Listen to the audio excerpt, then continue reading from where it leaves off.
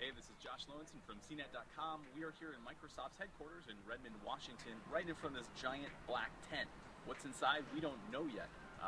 Microsoft says they're going to unveil the next Xbox, whether that's the Xbox 720, the Orbis, Durango. We just don't know. Hopefully we'll have the name in more details soon. Some things people are expecting is a Blu-ray disc drive, some more social networking features, and of course, CNET. Those are all things that's floating around the next Xbox. Whether we're going to have about an hour presentation to unveil it, the Orbis, Durango.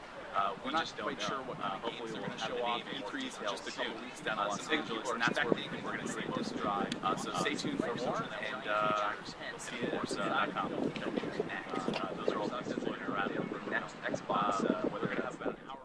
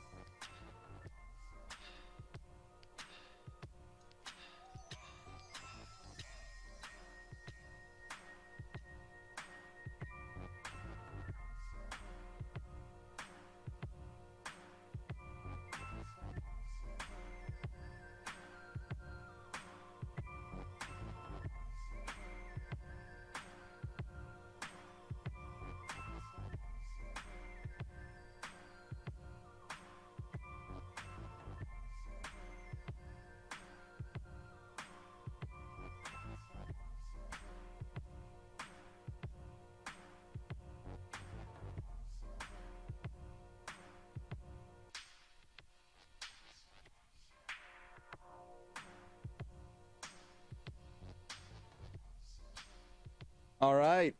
We are live, ladies and gentlemen. Thank you for tuning in to the first ever, I think this is the first ever CNET New York CNET Live, right? History. Really? Is this it? Is this history being made right now? We're the pioneers. We Wow. are the pioneers. Thank you, everyone, for tuning in. My name is Jeff Bakalar. I'm here with Scott Stein. Hey. Bridget Carey. Ariel Nunez. Howdy. We're going to be covering Microsoft's Xbox reveal event out in Redmond, Washington. That's going to be going down in just about an hour. So we encourage everyone who's watching live to interact with the live broadcast right here. You could go on Twitter and talk to us using hashtag CNETLive. Make sure you do that. And we've got some guys and gals on the ground in Redmond, Washington as well. They are making it happen for us out there. So we're pretty excited about that. I believe Josh Lowenson sent us a video that he already did. That's how committed the man is. Cool. On the ground there. Right? You Deployed. like that? He's already deployed. He's a magician. And let's watch. He's already here. He's already here. Let's watch his video. We'll hear what he has to say. Then we'll talk a little bit about, I guess, what we think we're going to see from Microsoft as this event draws close. So let's hear from Josh out west and hear what he has to say out in Redmond. Josh Lowenson from CNET.com. We are here in Microsoft's headquarters in Redmond, Washington, right in front of this giant black tent. What's inside, we don't know yet. Microsoft says they're going to unveil the next Xbox, whether that's the Xbox 720, the Orbis, Durango. We just don't know. Hopefully we'll have the name in more detail soon. Some things people are expecting is a Blu-ray disc drive, some more social networking features, and of course a new CNET. Those are all things floating around in the rumor mill. We're going to have about an hour presentation to unveil it. We'll be there. We're not quite sure what kind of games they're going to show off. E3 is in just a couple weeks down in Los Angeles, and that's where we think we're going to see most of it. So stay tuned for more, and you'll see it at CNET.com. All right. Thanks, Josh. That looks like LV-426. I feel like he's just beamed down onto a desolate planet Yeah. by a giant black tent. You know, at least the weather held out, right? At least it's nice in Washington today. Right. At least Seattle came through with the weather promise. Yeah, exactly. Way to be stereotypically rainy and gloomy and gray. But that's fine because they've got a tent out there, and that's where this is going to go down. So no windows. It's just like a big it. dark tent, and you just go in and you have faith. You have faith. You walk in. Something's going to happen. You walk in, and it's the next generation of Xbox, and that's where it is, inside of a tent. Because when I think of next gen, I think of a tent. You think of tents. I think of being inside of a tent for Advanced an hour. tents. Yeah. It has an E3 type look to it. A little bit, like a pop-up sort of thing. Yeah, or CS parking lot. It'll be interesting. I think, right away, it's easy to assume that this event perhaps is not necessarily in response to what Sony did in February here in New York, but maybe they learned a few things by what went down over there. Like maybe they have to show it. Yeah. What do you think? You think? I think that might be a good idea. And I think they will. Yeah, the calendar of events looks pretty detailed. There's a lot of stuff going on out there. It's like a whole little party. Yeah. In Redmond, as opposed to a giant keynote where they then say, "Okay, thanks." Right. So there's a lot of events going on. This press conference, the thing that's going to be streamed on the internet that we will bring you as well. You don't have to go anywhere else. You keep it here at CNET Live, and we're going to stream the entire Xbox event for you guys as soon as it goes live. We're thinking right around the 1 o'clock time Eastern. I think they learned a little. I think they're good. They are. I think it's a no-brainer. They are going to show it. Right? But they're definitely going to keep some secrets. Like I would not expect price or availability yet. There's got to be something they're going to hold back. I would say probably not, but then who knows? It's true. I would say we learned maybe everything but price and availability as far as hardware goes. And what else could they save for E3? Maybe some game footage? I don't know. They got to save something for E3. That's what it seems like. It'll be games, and then the question I have, being Microsoft, and you look at, I don't know if this stuff will be essential, but you look at Kinect and Smart Glass and all that stuff. How many weird peripherals are going to show up at this event? Like, what's the peripheral count on, like, bizarre... Are you as terrified as I am with that whole thing? With a Luma Room and rumors of glasses and what weird stuff Connect 2 What weird stuff is going to come into that equation that may never even really factor in to your buying an Xbox, next-gen Xbox, but they're going to show off there in rooms. But don't you think they've learned a few things? I mean, this is not their first rodeo, right? No. A few years back, that whole Star Wars Kinect thing with the guy on the hill with the freaking lightsaber going crazy. I mean, we were in that sweaty room. We were in that disgusting room. You know, the promise was so high and so unattainable. You got to temper your expectations a little bit. I think so, but I feel like if there's ever an event as like a pre-E3 thing to show off weird stuff like that, those usually come to fruition like right now. Yeah. You know, and then you maybe never hear about them again for like months or a year or ever, but you sort of see these dabblings of, I feel like big tech companies can't help themselves. You know, it's like you want to do a little bit of that because it gets some attention, but it's not the main event. Right. Like Sony does it, Nintendo does it, like they all show those weird peripherals. Well, there's definitely going to be more interaction with your other Windows devices like tablet, you know, how you can maybe use the touch screen of your phone or your tablet to interact with the game. But I'm curious if we're going to see some really great examples of that. And yeah, I mean, do we need more things to touch? I mean, you look at Sony, they're going to have a touchpad in their game controller. Obviously, Nintendo's Wii U is very touch-centric. So how many more things do we have to touch?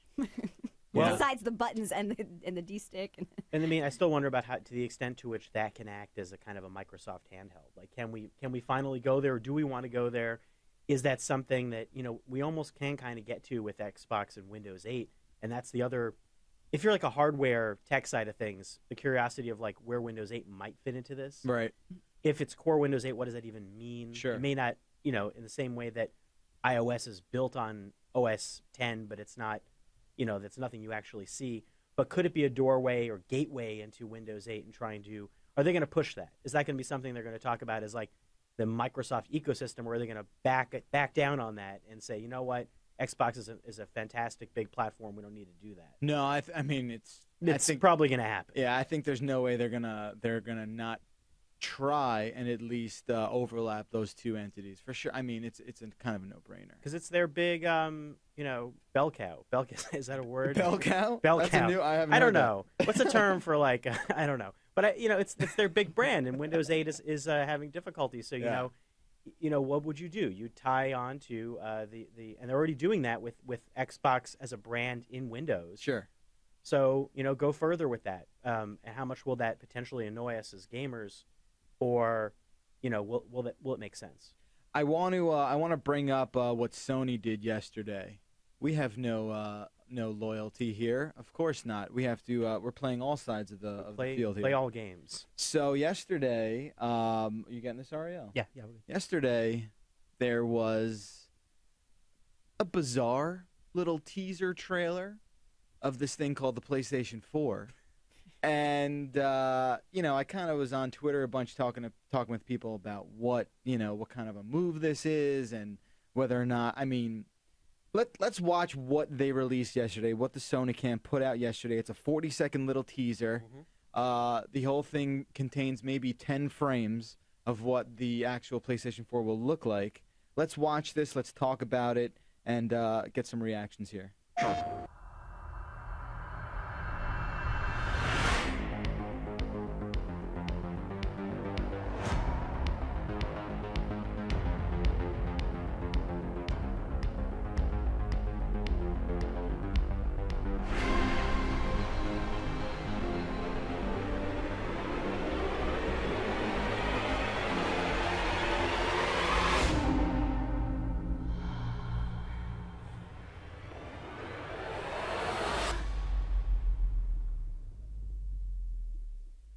Whoa. Yeah, these always have to have an exhale somewhere in like a. There's a lot of heavy breathing with this PlayStation 4. Is it too heavy for me to carry? It has a ventilator. It breathes for you. So, what kind of a move do you think this is, Scott? What do you think this is? It's a PlayStation move. That's a bad joke. It's a bad. No. I went over Sorry, my that head. was yeah. That's how. That's for those of you out there who like PlayStation move. The no, I think someone pointed out on the internet, like a lot of those close-up shots are actually of the controller that we've already seen. Sure. Some of it looks like a keyboard. I'm like, Sure. is that a keyboard we're looking at? Vents, the shadowy thing, which is like, guess what? That's the shape of a console. This is, hey, let's not forget. Right. We're in the conversation. It's like this one-upsmanship of like, I feel like there hasn't been an E3 I can remember where everybody's let the cat out of the bag in all these succeeding stages leading up to the event, where it's like, I've been talking about it. No, I'm talking about it. We've also been talking about it. Right. It's just this, who's first? It's been a very weird cat and mouse game. Yeah. And I personally think it's kind of silly, right? It's just a little strange to me that this is what we're dealing with in this day and age. I think you and I shared the same disappointment that a lot of people did, and we didn't even get in a plane to go to the PlayStation 4 thing. Right. We got in a cab. Yeah, we went about like 15 blocks. Right? And we were upset that we had to go all that way west. Yeah. Right? So, there's a lot of expectation, there's a lot of pressure to not disappoint. But then again, you have to take that really balanced approach at maybe holding back some of your cards there and not really letting everyone know what you got planned. So yesterday this thing comes out. I said I think it's the equivalent of like freezing the kicker in football. Do you know what I mean? Timeout. Right? It's like timeout. It's like, oh, you guys are ready. Flag. The curtain's ready to lift. You just sort of. And statistically, it never really works. But Jeff Fisher's gonna do it. Right. Because you got a timeout in your pocket to burn. You're gonna do it. Yeah. To me, I think maybe they could have made a bigger, dent in the armor. To me, does nothing. Oh yeah. Did absolutely nothing for me. I think they're just trying to say, don't worry, we will actually be showing you the PlayStation 4, and you know what? That bus has come and gone because we were waiting in February for that. So it's like, oh, thank you. I would imagine that you would be talking about that at the press conference. But yes, we know you're there. Yeah. A lot of people, though, I guess that serves some purpose because video games and these consoles are mainstream. So some people are not aware there's an E3. As far as like they made us hear there's an Xbox event, they're putting out just a public awareness today. It's like due diligence. They just have to do that. I think there's no information there. Right. I think it's gotten to the point where they must themselves say, hey, E3's maybe not enough. Maybe that's where we're at? Yeah. I don't know. Do you ask 100 people, what's E3? How many people say they know what it is? It feels marginalized, especially with, look at Nintendo's gone to this direct address system. Sony had the event. Microsoft has this event. Everyone's moved outside of E3, basically, right around E3, which is, I don't remember last time that ever happened. Right. I don't think it's ever happened. Yeah, I think there's a certain sort of, feeling that it's just like there's not enough they can do, right? There's just not enough hype. There's not enough, sort of publicity that they can have where they feel content and can sort of release it to the public. Mm-hmm. And I think if you really look at what happened with something like the Wii U, that even now, all these months after it's even come out, there's still a lot of people who are like, what is that thing? They don't even know what it is. Right. So, a lot of these things come into play, and it's something where, these decisions have to get made, and, you really got to get the word out way ahead of time, apparently. Here, though, you're talking 19 days before E3 starts. So it's an interesting sort of approach, an interesting strategy. I mean, Bridget, what do you think about the timing of all this? Does it leave a bad taste in your mouth? What do you think? Everyone wants to be like Apple and have total control of their own message at all times. Right. So it's just interesting that they almost don't care about E3. It's almost a second thought, like, okay, yeah, we know you're coming, but guess what? You're still going to come to our events because this is going to be a big deal. And they have more control over their message when they have you in their tent and you're sitting there, only hearing them and not worried about any other announcement. Right. So you think it's that sort of isolation, forced, I don't want to say brainwash, but focused attention and that sort of thing. It also makes sure that, like, when E3 is going on, there isn't a diluting of other news going on. They want today to be, everything that is focused around them instead of having it be, like, second, or mixed up with a bunch of other console news. Yeah. I mean, we know this is going to be a hot holiday for consoles, so they really want to just get the most news they can out. But it makes you wonder, like, well, if this keeps going on, how important is E3 going to be? Right. Right. Or, I mean, yeah, it is I see it as total tech event future. It's like we all hop in planes and go to the next destination event, and it's like, where in the world is Carmen Sandiego? We're like in every single little spot on the map.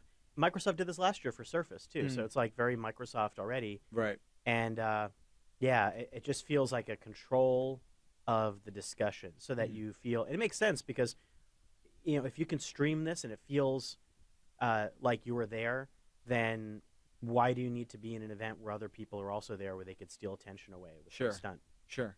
Let's talk price, right? Getting a few tweets about what do you think about price?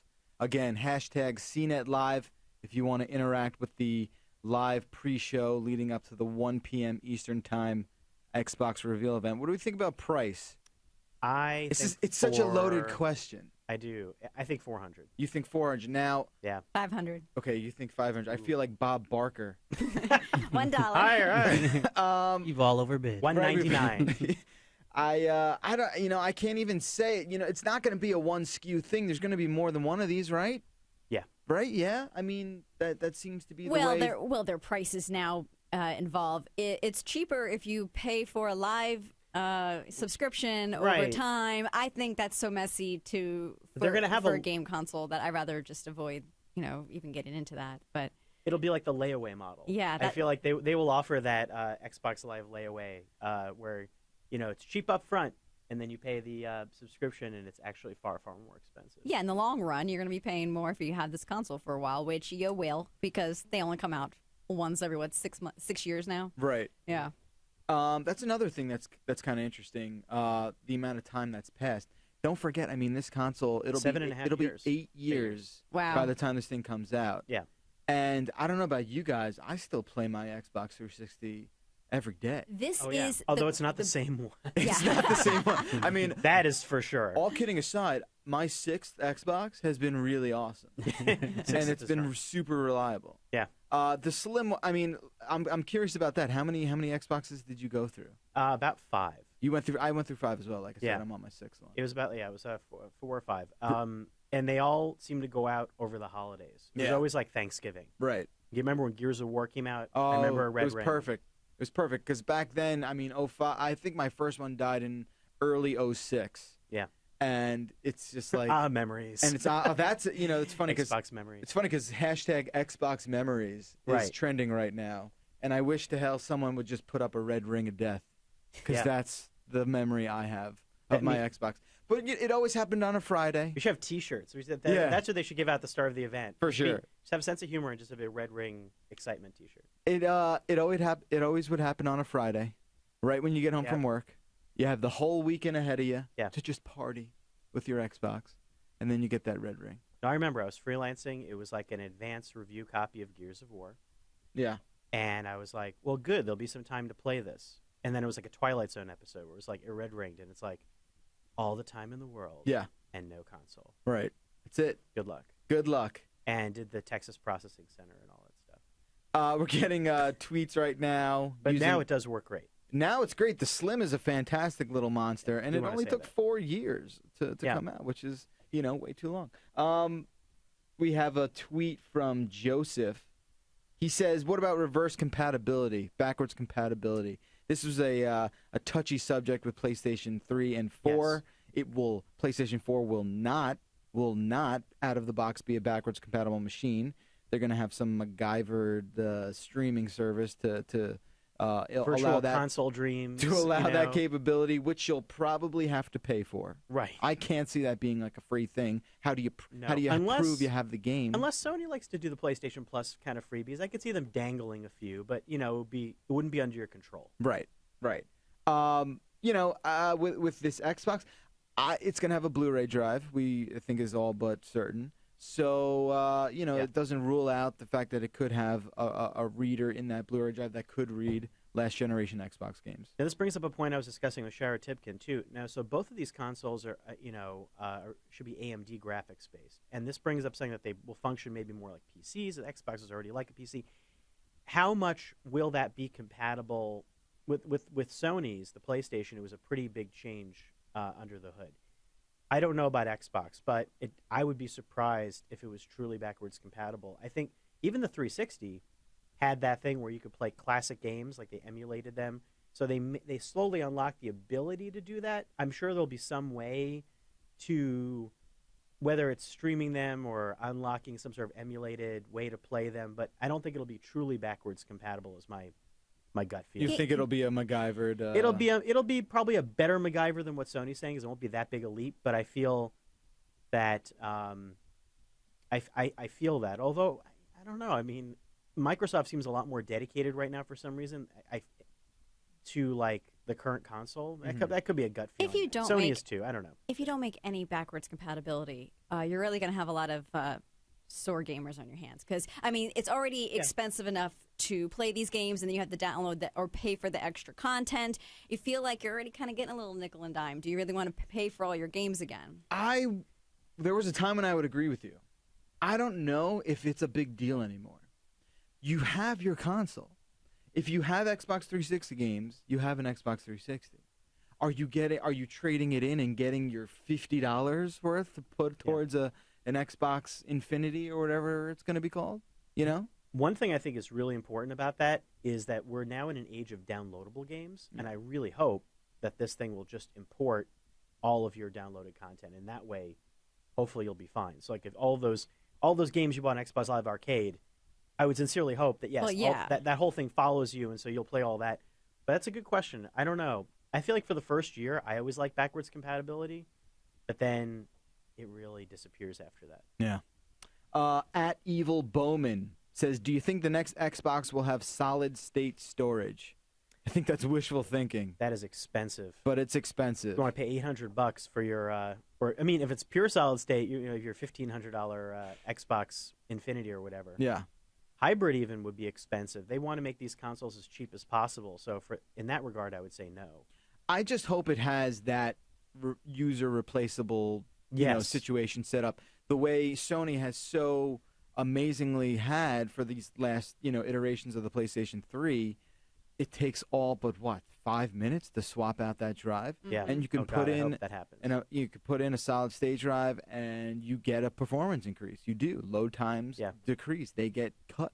So, and then you could do it later at your own leisure over the course of the next 7 years, or however long you have this thing. So, yeah, I think that'd be the best option. Let's hope that. Let's hope. I think I would be very surprised if this new console, the one that's ready to be sold in stores this holiday, has a solid-state drive in it. I think that won't happen. That's just science fiction right there, unfortunately. But having a replacement one, I think, makes sense. It doesn't make sense for Microsoft to be selling its own proprietary hard drives. They want to sell you a bigger garage to fill with stuff. Yeah. So you should make that as easy as possible. The days of that as a peripheral are over. Oh my God, a 2 terabyte drive you can get for $75. Right. You get a 2 terabyte drive, like a large apartment, you're going to fill it with stuff. You're going to buy lots of crap, and you're going to want to buy more things on sale. And I hope that that's the case. If these Xbox 720, Infinity, can we just call it something for the remainder of our pre-show? Let's say Infinity. Let's say Infinity. It's not going to be 720. I'd be so surprised. I'd be pretty shocked. I think Infinity is or Next. Although Xbox Next is kind of a tongue twister. Yeah, I don't like Xbox Sure, Next. sure. It sounds like an event. Yeah.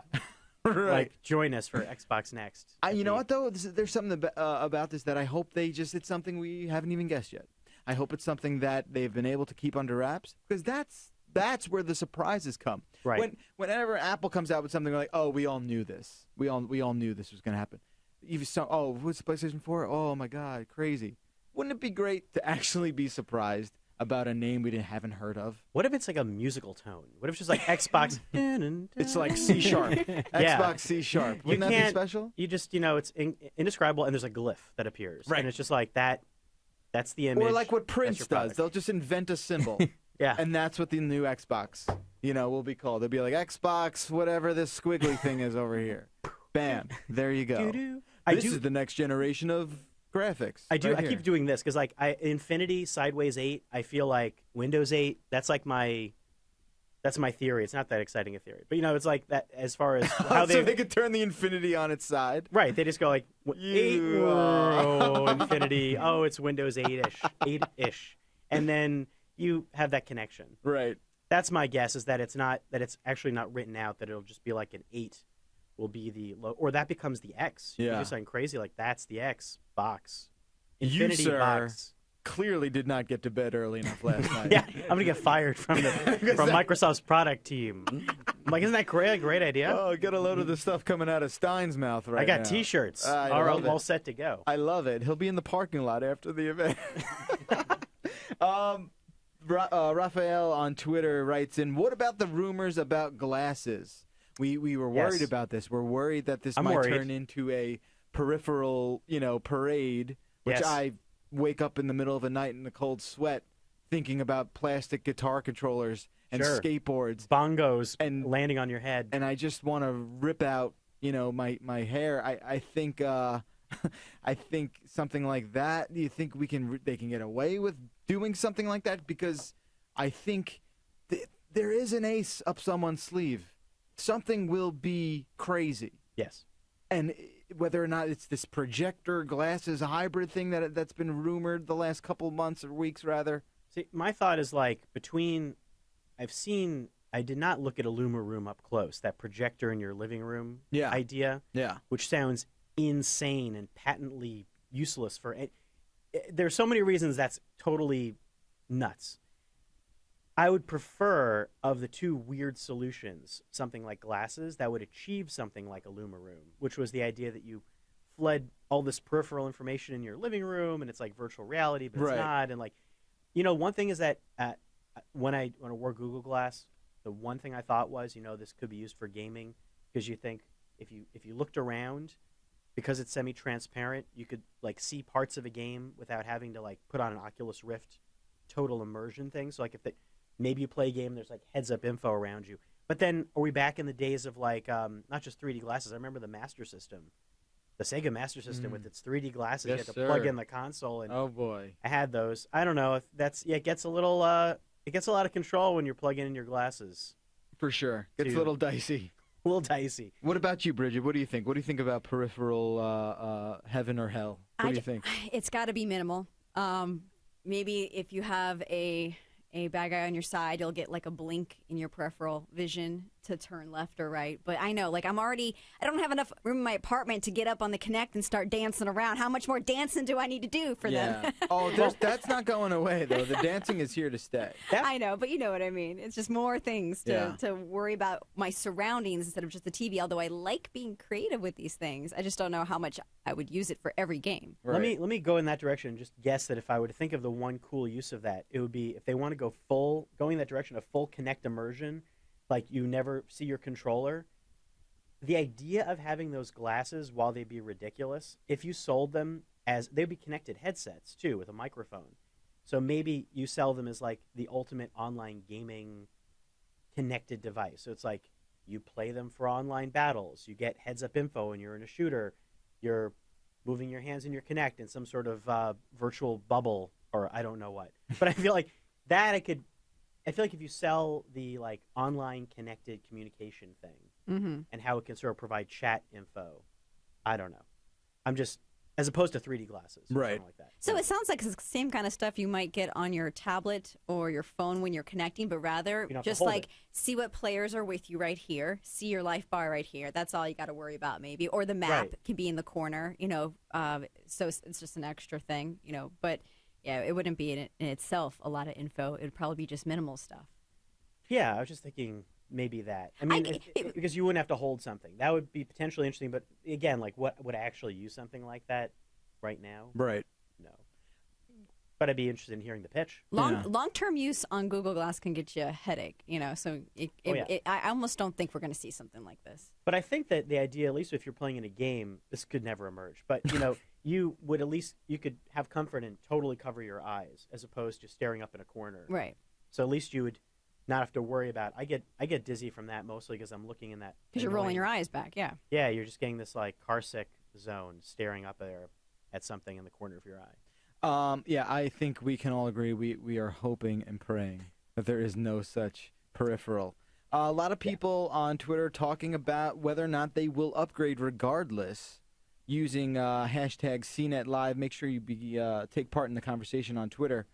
What does Microsoft have to do to ensure to make this pitch irresistible. Yeah, that's the big problem. I need to feel like I'm being left out. And right now the games are great. I don't feel left out. It has to be more than just a small 1 or 2 game feature. Like, the Kinect is cool for X, Y, and Z game, but you can still have a great Xbox experience without it. So what are they going to show that makes me go, oh man, my graphics aren't as good as that, or oh man, I wish I could do that. Glasses. Yeah. I mean, no, but going to the console, I think, that's a good point. Maybe you just go in the direction of, I think the Wii U's biggest difficulty among many is that it's not more of a Wii. I think that for people that like the Wii, it's a totally different direction that doesn't make the most of what you liked about the Wii, maybe. Right, yeah. And Sony's maybe went in the opposite direction of, like, feeling too much. It felt too PlayStation-y in some weird. Like, I don't know if it makes any sense. Like, it just felt like, okay, well, I have a PlayStation. Like, most of the games you saw, I'm like, well, I have a PlayStation 3, and, like, that looks like the stuff you can do on a PlayStation. And, like, you didn't see the next discussion. So, a balance, but I think it needs to stay appropriate to what you like about the Xbox. Like, go in the online direction, go in the home entertainment, like the idea of it as a connected set-top box. Right. Mm-hmm. Man, if you come up with some awesome uses for that, where it seems like the best way, if they can figure out the cable in, if that's going to happen. Right. And we've talked about that here. That was supposed to be last gen. Remember that? Yeah. Remember PlayStation 3 was supposed to be a DVR machine as well? They were going to have an HDMI in and out, sort of like a bypass situation. Yeah. That's right. Ain't doing that with a 256 gigabyte SSD. You're gonna have to do that with the Big Daddy 2 terabyte or something like that. Yeah, so it's home entertainment. It's about replacing some other box you have with making it easier. Then people, maybe they will be motivated to make the investment. Mm-hmm. There's also a lot of rumors about a mini Xbox or some sort of set-top Roku sort of thing. What do we think about that? Is that something that could be an actuality? Do they use this Xbox reveal to give that even 10 minutes? Is this something where is this an event where we'll see something like that? I don't think so. I don't think so, but then I start thinking about the value of it as they continue developing apps. If you had a little device that connected and did what the Roku did, but allowed you access to the Xbox Live Arcade collection of games, that actually be really cool, because there are so many games out there that would automatically be a lot more that you could get on any other little device like that. Plus, if it gave you all of your basic connectivity that a Roku type thing would, then I could see that being almost kind of like a new generation Wii. Sure. Kind of like, oh, you just want to put a little something in the living room, play some games. I'm not really like a gamer, but like, there's a lot of stuff out there that I would play on it. I think it might make sense. But I don't know if they get away with charging the full Xbox Live Gold subscription for something smaller like that. Make it, I have to bring the price down. We talked briefly a few minutes ago about what Microsoft must do to make this an irresistible product pitch. In our Twitter feed right here, Diary of a Dude, which is the best handle I've seen all day, has a question for all of us. What feature... And we talked about what they need to do, but what feature for us personally, all of us, would be a console seller for you? What feature is just not the deal breaker, the deal maker? What could you see that they would potentially announce or disclose today, where you just say, you know what, that's what did it. That's the tipping point. This is why I'm going to buy an Xbox Infinity 20. right? So what would that feature have to be, man?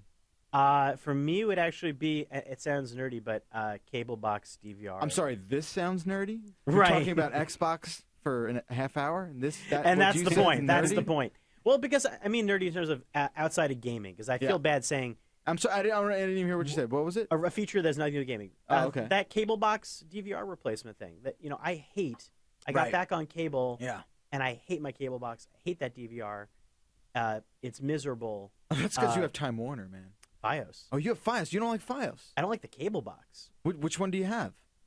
I don't even know. Is it the black Motorola one? It's the one that came free that I never even. I came in and it was installed because Okay. I should know this, but You should. it can record about 10 hours of HD video. That's way too much for anyone. 10 hours, yeah, exactly. I recorded the Super Bowl and I had about like 15% left after that. It's just, and the interface is slow. I've had to reboot it, and the menus are weird. Sure. This is the Apple TV argument. It's like we want, I think I've liked the idea Google TV was not able to deliver it. If Microsoft could do something here, Right. and bring that to life, I would say that's awesome. That's not too expensive for all that stuff, and I don't need a cable box. So Stein says DVR, complete integration. Very nerdy of you to say that. Yeah. Bridget Carey, what about you? I'm wondering how they could tempt me over time with social by having it more tied in and having everyone bragging more, and I can't escape what everyone's doing on Xbox if I'm on a social network at all times. Right. I wonder if they can even pull in other gamers from other devices, so I can ask someone to join from another system. It's that social integration that I wonder how much are they going to do to be able to tempt me to feel like I want to be a part of that, and then I have to buy it. So you see now this. I'm glad you brought this up because up until 40 seconds ago, I was not under the impression that there were people out there who wanted social integration. No, I didn't from say their I Xbox. needed it, but I'm wondering, like that kind of small hit over and over again Yeah. every day, you're starting to feel like you're left out, and there's that key of wanting to buy it. But don't you think there's too much? There's oversharing in our connected culture. I need And- everyone to see my new avatar and outfit and your as soon as gamer I buy points. it. Yes. Yeah. Well, I think gamer points are going to cross over, right? Your gamer score is going to live on forever and ever and ever. Get you free drinks and It'll things like that. Probably be worth more than Social Security down the road, right? Yeah. What your gamer score is, so you hold on to that for 40 years. You have to move to another country that supports your gaming platform. Right, exactly. So, all For right, proper benefits. I understand where you're coming from with that. For me, I think it's all about making the painless transition. It seems like there's a lot of hurdles that maybe Sony had begrudgingly sort of disclosed, where they were like, it sucks, we can't backward stream. I want the transition to be so seamless, and I don't know. For me, it's like I have this Xbox 360 now. Okay, I've bought 3 more of them than I wanted to. Right. So, Right. where's that incentive? Where am I going? Where it's just like this really smooth, easy transition into the next generation, and I want a seamless buying experience too. I want a Steam-like marketplace for my games. Mhm. And Xbox right now has it. They're scraping at it. It's not as completely universally pervasive as the Steam marketplace is, but I want that, and I want that on all sides of the fence. And I don't want,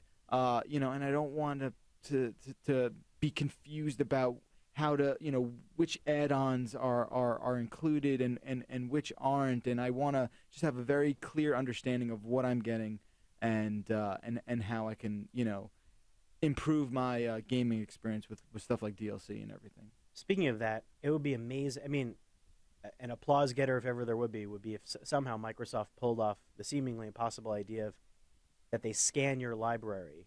Right. And especially since there are so many activation codes, they just say, guess what? These have all been added to your virtual account. When you sign up, you can re-download those games now. We're going to virtually give them to you.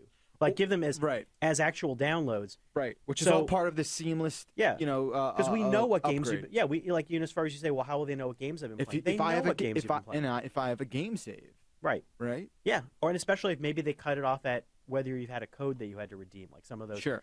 And, I guess you'd say would that defeat used game purchase? Who cares? It's old stuff, it's a new console. That's where you have to I think these companies have to give away more at the door to get you to buy it. Oh Like, yeah. You got to The offer first one's free. Yeah. Yeah. Offer a huge value package of stuff you already own. So what? It would make you so excited. Like you said, that's the virtual backwards compatibility thing. Mhm. You go, oh, all my games are with me. That's great. I'll just buy it. I won't have to worry. That would be awesome. I think it's crazy to not assume that there will be some sort of very heavy integration with home entertainment. Obviously, it makes sense. When Xbox 360 launched, there was really none of that. There was marketplaces you could buy videos and stuff like that. But now the line is getting very blurry with your cable subscription and your every which way you can access content with all these dozens of portals. I think the streamlining of that whole experience is going to be paramount for this next Xbox, and I think they're really going to focus on that. I want to talk a little bit about Kinect. We got to talk about Kinect. Kinect 2.0 is going to be a thing. Yep. I still, again, don't know anyone who sees a Kinect game and says, well, this is what I need to be doing with my free time. But that's how I feel, and That's clearly how I feel that's too. that's Yeah. my opinion. I think Kinect is mostly silly. I do. Yeah. But it's going to be here. Whether or not we want it to be, it will be showing up this time around. How can they improve on something that maybe resonates with a younger gamer, a more athletic gamer, a more youthful gamer? What do you guys think where we're going to see Kinect going? Well, I don't know about the more youthful side, but definitely Skype. I mean, Microsoft wants to grow that. They're going to make it probably easier to just do a video chat and other things you can probably do with gamers. Count.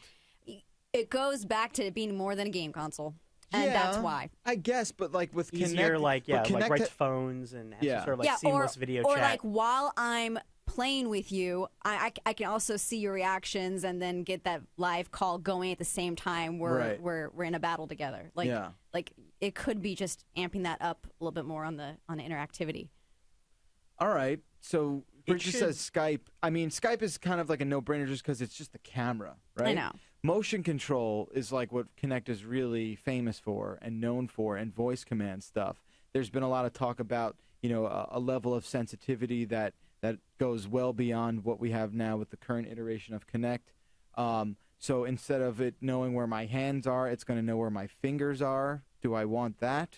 It should download your consciousness and just recreate you in the system, and then it should destroy you. Right. I think that the Kinect, more accurate motions. You look at like Leap Motion, which hasn't even emerged yet. All these gesture controls are all over the place. I think the Kinect was always kind of surprisingly more accurate about its modeling than as I show off my hand and do this weird thing. I don't know what I'm doing. You're putting on a virtual glove. Yeah. Then the games, I think, even show off. Sure. With the exception of a few. So if there was something that was kind of really amazing where you're suddenly dipping your hands into this world and manipulating objects, I don't know what I'm saying, virtual surgery. No, I understand what you're saying. Yeah. And correct me if I'm wrong, you're getting towards this point. Kinect is too general in terms of its motion discovery. Yeah, usually you're doing this to make something happen. I need this thing to freaking do something when I blink by accident, right? Right. And that, it's when you don't realize Kinect is a thing. For me, it is when it becomes cool. Or what if, Sony has always been playing around with the augmented reality stuff and dealing with, the virtual pet and the things you're touching on a table. But I actually think dipping your hands in, I keep that metaphor, like what if you had puzzles and other games where you're like building something right there, where you're engaging with it, and because it has such accurate representation of your fingers in space, you start doing stuff like that. That would be kind of amazing. Like you're not looking at yourself on seeing something on a coffee table, but you're reaching into this world. But don't kind of like the Molyneux dream, right? But don't you remember when they first came out with this? Yeah. And what's the guy who heads it up? What's his name? Kudo or something like that? The guy who heads it up at Microsoft. He looks a little like Judah Freelander. Wait a second. Look that guy up. Anyway, when he came out and he debuted this thing, there was this like. Oh my God, it's the future. They're from the future and they brought it here. How generous of them to have done that, to time travel for us. And there was this like, oh my God, it was that demo with the kicking the balls and there was a guy blocking him. Remember that demo a couple years back when Kinect was just an idea when it was Project Natal? Right. Remember that? That's his name? Sonoda. Kudo Sonoda, right? Judah Freelander a little bit, right? Well, I think was he there with Judah Freelander? No. No, that's what he looks like. Anyway, that the internet has rewritten the memories of this for me. Anyway, what I'm saying is when he was there, and I'm sorry, Ariel, please, for a second, go over to this thing. That's Judah Freelander right there. I'm sorry. All he needs is a hat that says like hot dog on it, and there you go. It's Judah Freelander in the flesh. Anyway, regardless, going back to what we're saying, that demo was so mind blowing. Yeah. Because it was unlike anything we'd seen before. It made Wii motion control look like a kid's toy, and this was something amazing, but. The problem with Kinect is that there's too much, syncing, and there's too much, is it seeing me? Is it seeing me? There's too much of that. The seamless integration of it, which is Star Trek, right? Which is just, I don't think we're there yet. Right. That is what I want and I think would be cool. Two Basically, words. like a rung below interactive holograms. You know what I'm saying? But that's what it is. We see these amazing pitches for these things. They come out, and they fall short. Well, that's where, in all seriousness about the glasses, if you had cool augmented reality glasses and you have this really advanced motion tracking system, then you could sort of be in this trippy holodeck world in your home. You could be wearing these, and if they were really great at projecting something into space, and you're doing this, then suddenly you're in that world. So, right. I just don't want to get off the couch, though. I want to be able to do that. Sitting down. Please, come on. Please. Yeah. No one gets home after a hard day at work, and they're like, finally, I can run in place for 90 minutes. Stand up. Right? Get up off your seat. Exactly. I'm sorry. Maybe I'm just getting old. Maybe I'm just a jaded gamer, Bridget. I got 2 words. What do you think? What? Nick Arcade. If we can only go back to the days of Nick Arcade, where it's just someone screen. sort of looking, it's like a meteorologist trying to play with the graphics on the weather map. It's silly. Simply silly. All right. We covered Kinect. Let's talk about the controller. No, we never even brought that up yet. I haven't seen any speculation about it. Yeah. I maintain that the Xbox 360 controller, save for the D-pad, which was an abomination until they released the switching one, and that one still isn't perfect. Do you think there'll be a massive upgrade in terms of a controller? This excites me more than really? anything. I think the controllers are such a big part of it. Everyone wants to be the Xbox controller. If they change it, there will be an uprising. Well, that's fine, and I don't think they're going to change it. They should keep it mostly the same. Yes. But this makes it sound like 6-axis or something, but I think maybe adding something inside it, or you could maybe put a trackpad on it. I think the trackpad might be good for, seriously, home media navigation. Because I do think about people, I reach for a remote. I have the infrared Xbox remote. I don't like waving my arm to scrub screens. You don't? No, you don't like that? It's really horrible. But I do love the Bing. What I use Kinect for all the time? Bing voice search. Because it's so easy, and it cuts through all these layers. Sure. So suddenly you say, like, Xbox, Bing, Cat in the Hat. I think it's said all the time in my home. Yeah. So something where you can just navigate. I think about the Matthew Moscoviak solution, What's from that? the home theater side. Yeah. That this is like, if you're using this as a home theater box, how does that Xbox controller become a great media remote? Sure. And right now, with all those buttons, it's not. So something at the center, not too annoying, but allows you to do all that basic stuff. Add that in. I'm happy.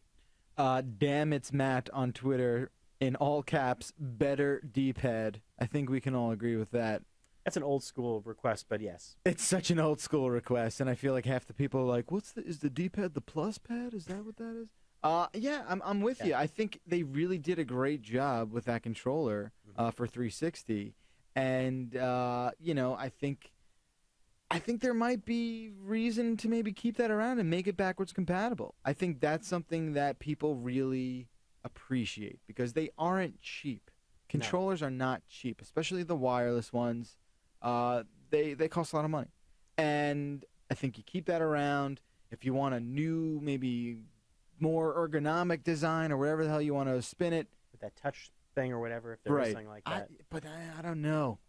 Then really? And people on Twitter now also telling us they don't want AA batteries in the controller. They want it to be in unremovable battery like the one on PlayStation 3. Oh my! Well, I don't know how I feel about that. It makes sense because it's kind of old school, but I do I've had my moments where it's just not charged, and grabbing some AA batteries, should you even have them in your home anymore, it's nice to add those in. Right. Yeah. I feel like we're almost getting past the age where you have AA batteries in your home. Yeah. Because most stuff has a battery. Exactly. If the battery life's better, if it's something like where it's just really much more advanced, sure, holds a charge more. I think that's reasonable to assume that's going to be a thing, right? Yeah. Or slimmer, like maybe by not having that removable thing, the thing feels a little. It is. I like the 360 controller. It's a little bit bulky. Yeah, you think? Maybe. You got those little kid hands? No, I got sausage fingers. I just mean bulky. Like, I want the same distance from everything, but it's just like a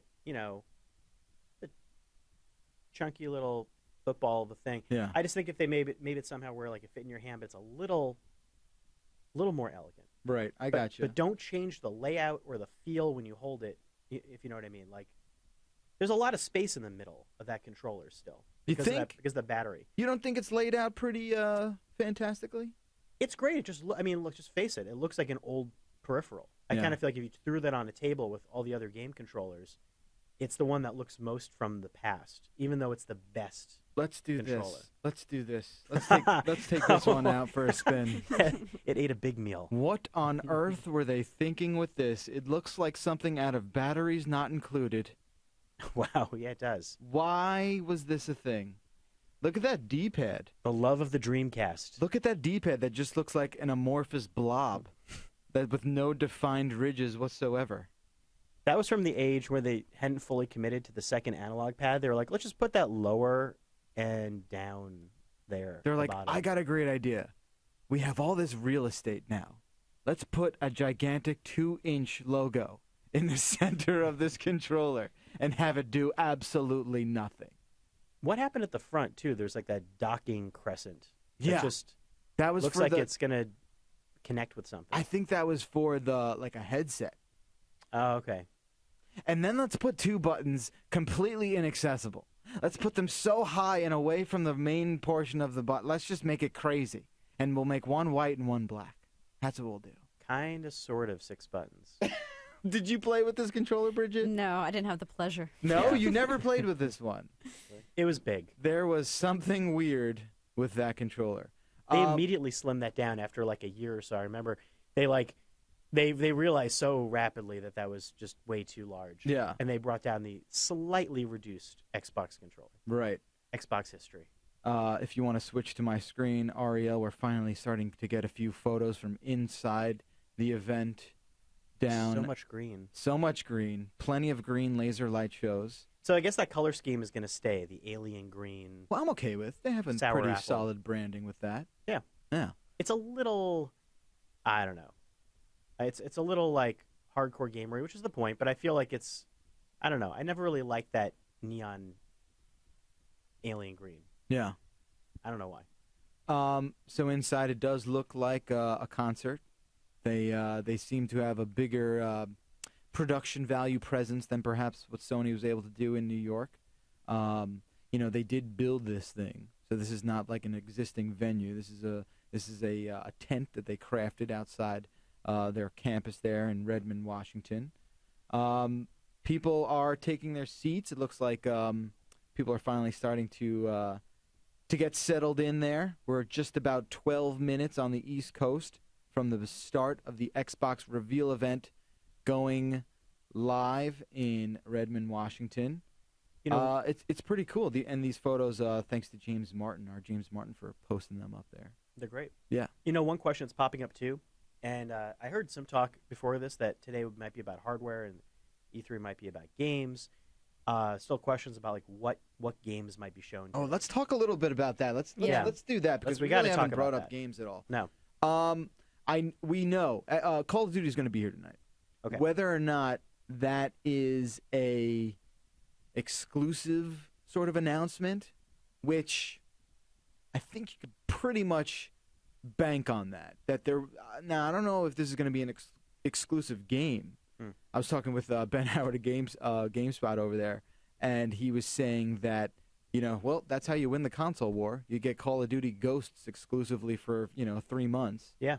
I can't see that being a thing. I know right now the DLC gets delayed for PC and PlayStation 3. That's significant enough. I cannot see the game itself being a timed exclusive with the next Xbox. That would just be mind-blowing. But they are going to be there. We saw that Vine teaser that said they were going to be there. It's they're going to have something to say. They can't continue to just say, hey, here's a game that you'll be able to play on everything else. And have you heard, I heard whispers on Twitter and stuff. That just like tiny whispers Little- on Twitter? Just like super tiny font? I remember who said it, but it was talking about EA Sports, that like could there be some sports presence here, and if so, look at the Wii U has lost not just sports, but I think EA. EA the All news of was EA, that they're not currently developing a Wii U game. Right. So they have lost everything. But in terms of, it made me think that if there is an area that would speak to a more mass market and would show off connectivity in interesting ways, sports is always a great way to go. Mm-hmm. Yeah. Because if you show something like online social stuff you mentioned or peripherals, even though if it's gimmicky, it's kind of something people can understand, and you say like, well, what's different? So I wonder if they're going to pull out something from a sports playbook, maybe like a Madden or something like that. Yeah, capture a larger audience. It's definitely a struggle. I think at the end of the day, it does come down to exclusives, and in the last 2-3 years, I think it's something that Sony's been able to do a better job of compared to Microsoft. Yeah. I mean, there's no doubt about it. Microsoft, has really only been able to wrap their hands around, a small amount of franchises that people buy consoles for. Forza, Fable, Now, Halo, you say Forza. Gears of War on infinite repeat, right? And that's forever. And that's really it. And it used to be more. It used to be a lot more. Yeah. So I think new IPs, new intellectual properties, brands that people are going to get excited about. I want to see new stuff. I do, and I think that's why the whole Watch Dogs thing is great because even though it seems to borrow a lot from other games, it's a new IP. But I want to see new exclusive stuff. And maybe one Viva Pinata game. Just one. Just like a nice new Viva Pinata. Just like a downloadable one. Wouldn't that be special? Viva Pin the Tail. Yeah. On the donkey. Like just expand that world out beyond pinatas. Here's the Xbox stream that we have up here. T-minus 8 minutes and 10 seconds. It's happening. What about Connectimals? Over under on a new Connectimals. What about Connectimals? That's the question nobody was asking. No one. Not and one person. There's not a single question, I think. Yeah. Yeah. So things are getting exciting. We got just over 7 minutes left to go. Let's go back to Twitter. I want to hear what people are saying about games. Jay Hindman says, "How about a new Fable? I have heard rumors." So have we, Jay. That's like guaranteed, I would say. Yeah. You can. Does Peter Molyneux show up at this Xbox event? The return. I think so.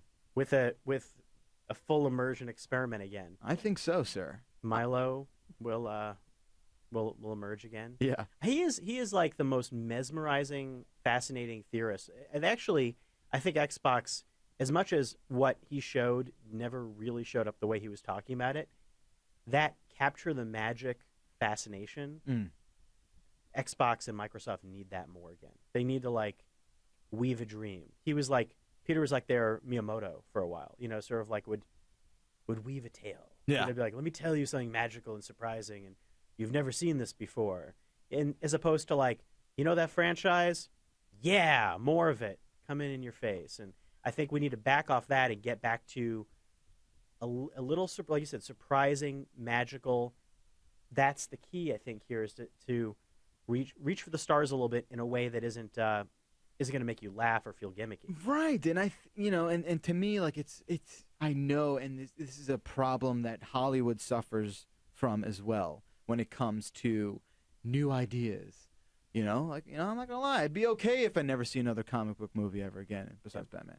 But I mean, I want to see something fresh. I want to see something from scratch, and I want to see people take risks. And in a very volatile market, it's a rare thing to see that. And I think if you're really talking about next gen stuff, and you want to sort of put a label on something that you can really call next gen, and as much as we hate that cliche, I think it's something where it's not the graphics, right? The graphics you want like I said, you want PlayStation 4 graphics. Go buy a Titan graphics card. Right? Go buy that because it's here already. You want to play games that could not be achieved anywhere else, and some sort of achievement that is just completely unlike anything you've ever played before. And that's what we all yearn for, but it's something that is much easier said than done. I think they'll have one of those moments where they're going to say, tease some big, new, possibly very weird franchise, dim the lights, and say, and now we'd like to show you something we've been working on, and then maybe it's like more to come at E3. Yeah. It's like one of these like you're like, what the heck is that? Like right out of like Microsoft's fascinating weird labs. I hope so. They do have a weird labs department, don't they? Yes, I believe they do. They have a lot. It's great. I gotta bring this this tweet up from Skull and Bones 19. He says, "Biggest shocker of the night: The Last Guardian for Xbox." Sir, you are preaching to the choir here. Yeah. You are preaching to the choir. So yeah, we're just about 4.5 minutes away from the event starting in Redmond, Washington. Guess what? Best part of CNET Live, you don't have to go anywhere. You keep watching the stream right here, and we're going to toss right to the Xbox reveal event in about 4 minutes and 20 seconds when this gets kicked off out in Redmond, Washington. Are you excited? We've been covering this industry for a very long time. When it comes down to stuff like this, do you still get that little sense of wonderment? Is it a thing for you guys? Do you guys get the butterflies a little bit? I'm kind of excited here. I'm excited. Relax. Just relax. Okay. I know. I'm not. I'm curious. I'm skeptical. I'm a bit worried. I'm excited though because I think that this is the last of the next gen big three. And It is. Even though we don't know much about PlayStation 4, but there won't be many more surprises after tonight, right? Yeah. So this is kind of like you almost expect that this is going to be the place for some really big, interesting stuff to emerge. Right. They have the floor. They do it. Look, the spotlight's on them. Their Don't opportunity. disappoint us because we're easily disappointed. Don't be do the it. Google I/O keynote. Don't do that. What about you, Bridge? Well, okay. Look at how Xbox 360 is the best-selling console. I look ahead to the holidays. Where's the battleground going to be? You guys were talking about the games had to be original for people to want an Xbox, over something else. I'm curious on what each of them are going to be battling between Sony and Microsoft. Why am I going to want to invest in another system? And I guess for me, it is about, okay, they've been working on this for how long? Let's see what they got. How is my gaming experience going to really be different? And it's interesting because I used to feel bad about saying this, but I no longer do. I used to feel bad about saying it because I didn't want it myself to be true. But these guys are not in competition with Nintendo anymore. It seems like that's just not. There's not a big three. And EA agrees with you on that. Well, EA has concurred. Or did they just prove my point? What I'm saying is that, and for whatever the reasons are, it's something that it's just the case right now. Yeah. And, it's really now a one-on-one fist fight. And it's going to be very, very sort of interesting to see where that all goes. And they're both PC-like now. And this is like, Sony's being more like a PC, and Microsoft is a PC company. So this is their territory. They have a chance to one-up Sony really with that, I think, because that was a big pitch of the PlayStation 4, was it was much more like a gaming PC architecture. And I want to see how Microsoft answers to that. Right. It'll be very interesting.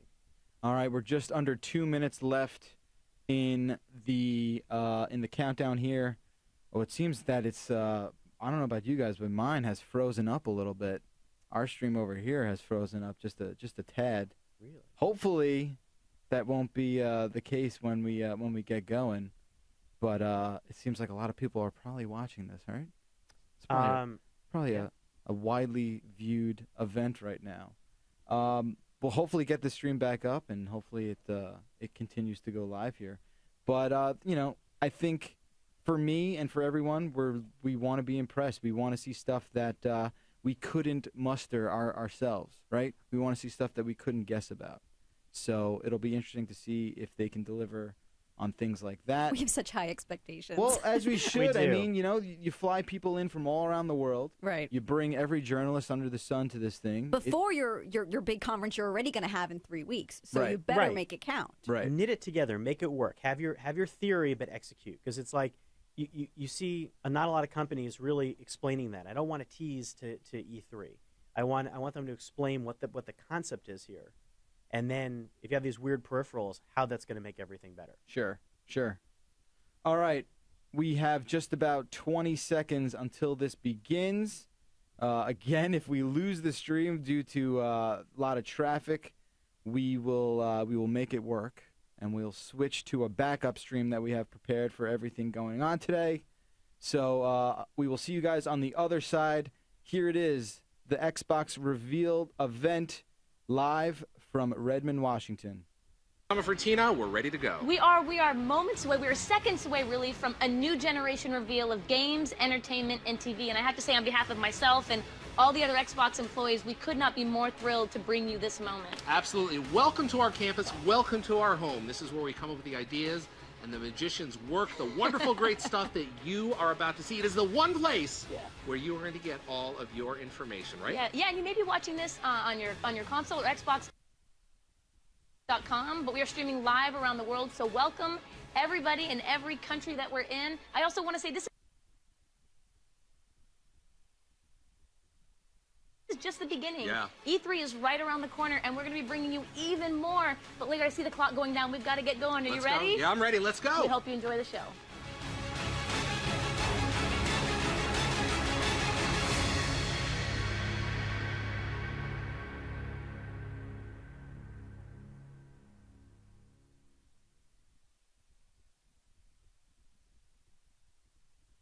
By bringing gaming to life.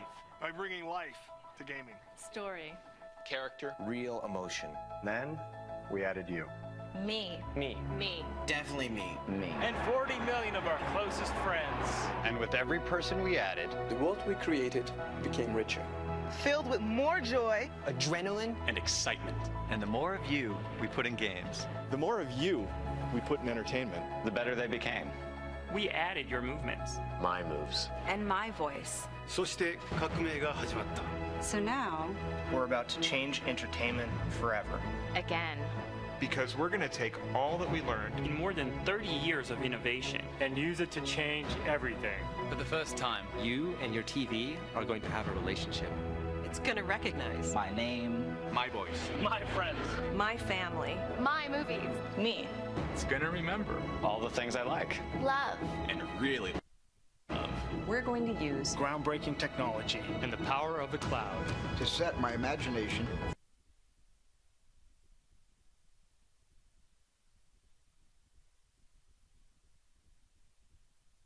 Free.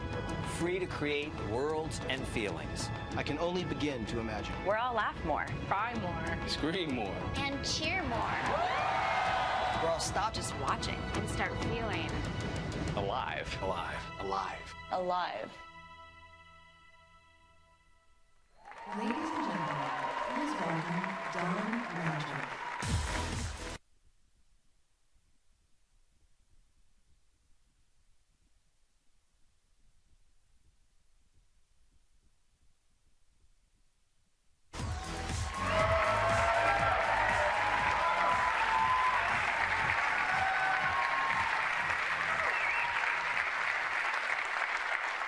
Good morning, everyone.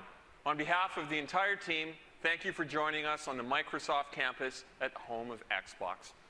I've spent my entire career in interactive entertainment, and I've never been more excited than I am today. Because today, we put you at the center of a new generation in the living room, where your games look and feel like nothing else, where your TV becomes more intelligent, where all of your entertainment comes alive in one place. More than a decade ago, Xbox put the most advanced hardware and software in the hands of creators so they could realize new visions for games. We believed in a connected future, so we made an early bet on Xbox Live, a living service that gets better each and every day. Gamers were hungry to adopt emerging technologies. And with Xbox 360, we launched the HD era of games. You wanted more competition and bigger communities, so we doubled down on Xbox Live. With Kinect, we made you the controller.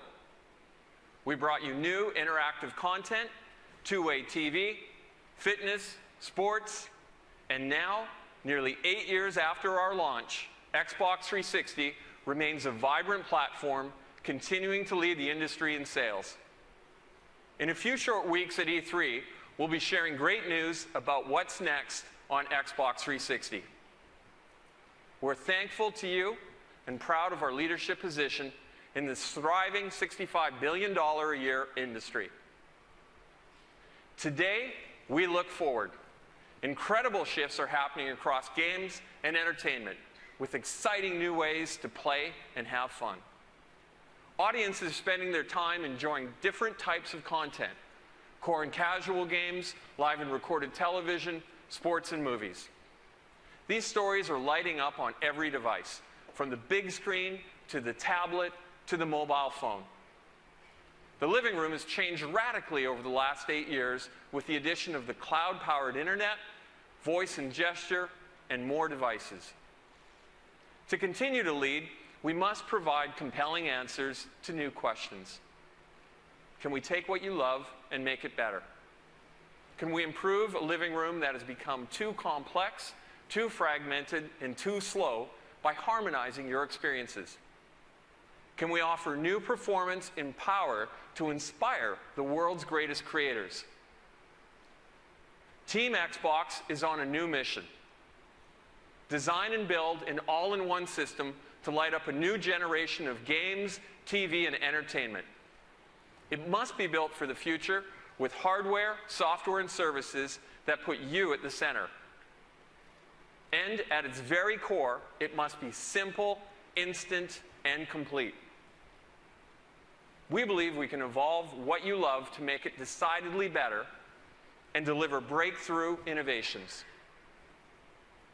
So, it's time for technology to step behind the curtain and for you and your entertainment to take center stage.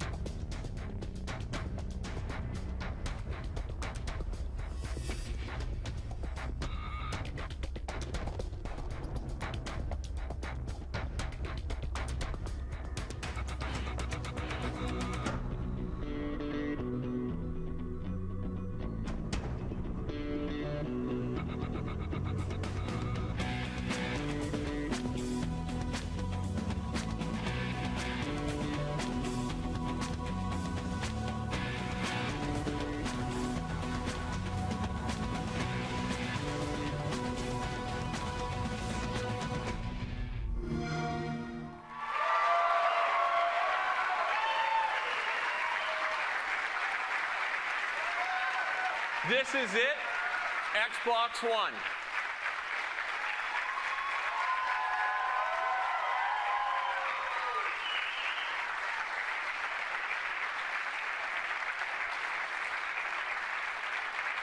This system is built to amaze on day one and continuously improve over the generation ahead. In designing Xbox One, we've obsessed about every finite detail. In every engineering milestone, at every corner, in every feature, the principles we followed were to be simple, instant, and complete.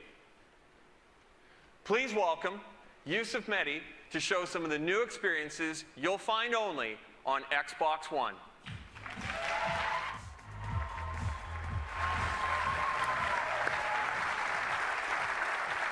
Thanks, Don. Good morning. How you guys doing? Here at Xbox, it's no secret that we love gaming. We love the immersive worlds, the epic battles, and the thrill of competing with our friends. With Xbox One, you're going to experience a new generation of gaming like you've never seen before. And you're going to see that in a little bit and a lot more at E3. For now, though, I want to show you how we're going to take that passion for gaming and apply it to your entire TV experience. Join me over here in front of the new Xbox and Kinect. Now, let me set up the aspiration. What if a single device could provide all your entertainment? And what if that device could turn on your TV and talk to all of the devices in your living room? And what if it was always ready and connected? Well, now it's all going to begin with two simple words. Xbox on.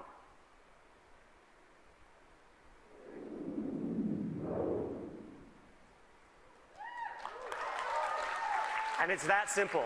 Xbox One instantly recognizes me and gets me to my own personal home screen.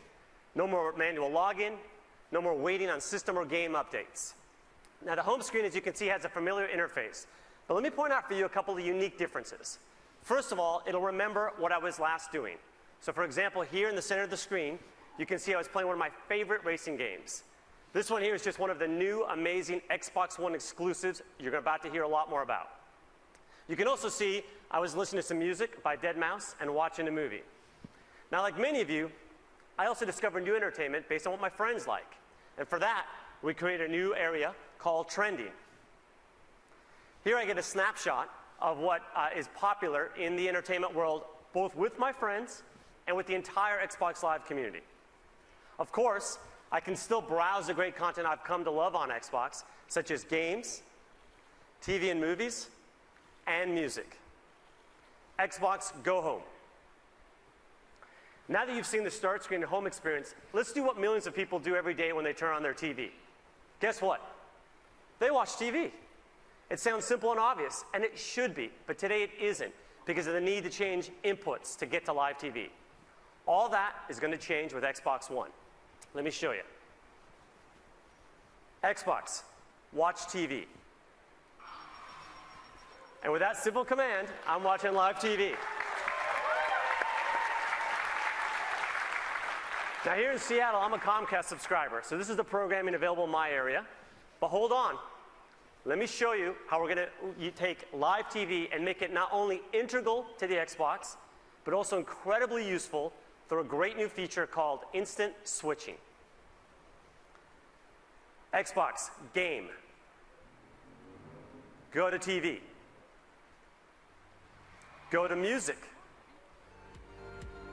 Watch TV. Yes, that fast. Did you see how instant that was? Come on, it was so good. Let's see it again. Let's see it again.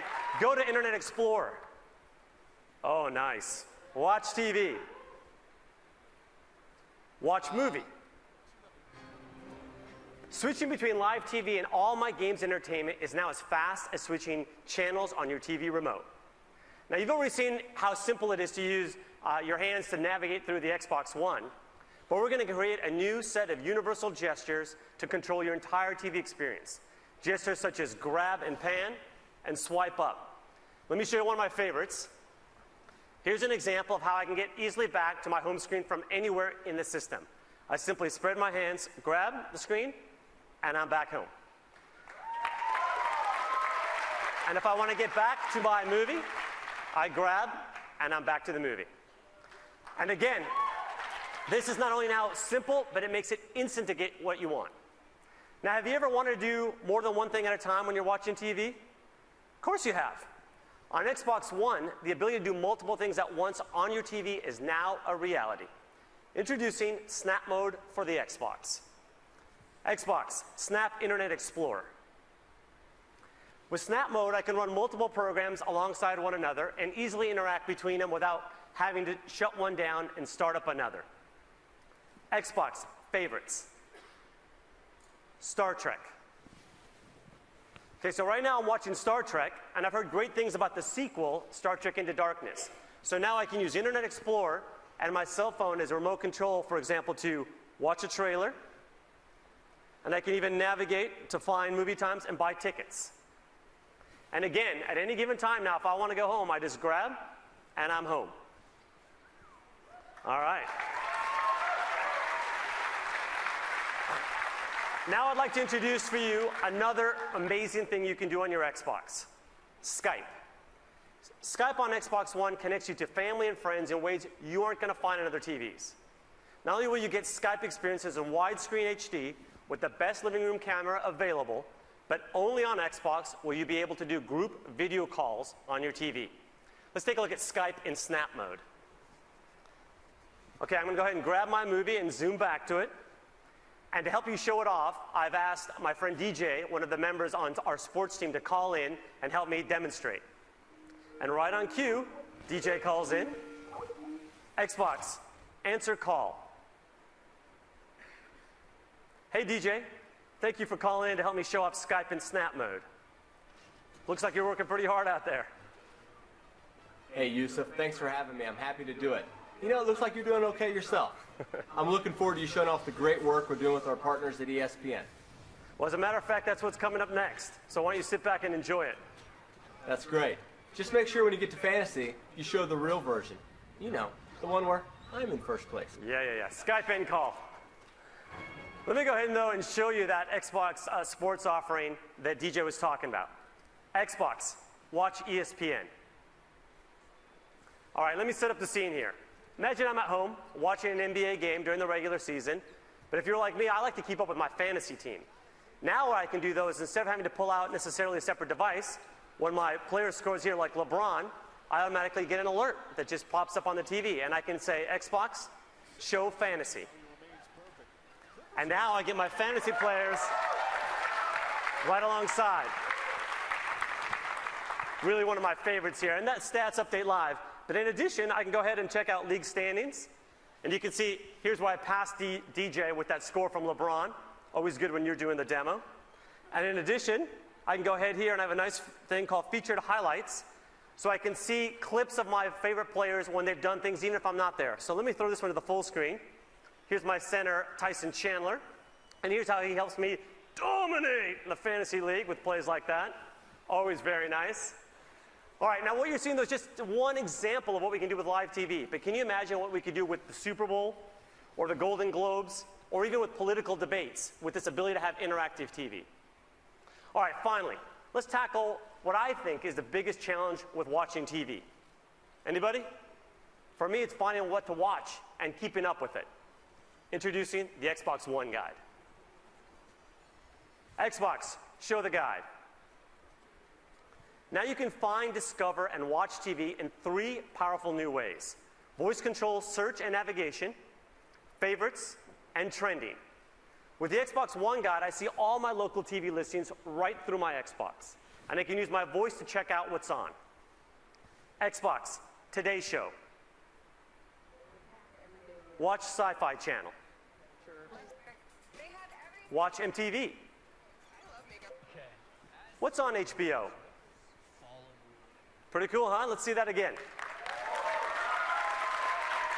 Mary and Martha. Watch CBS.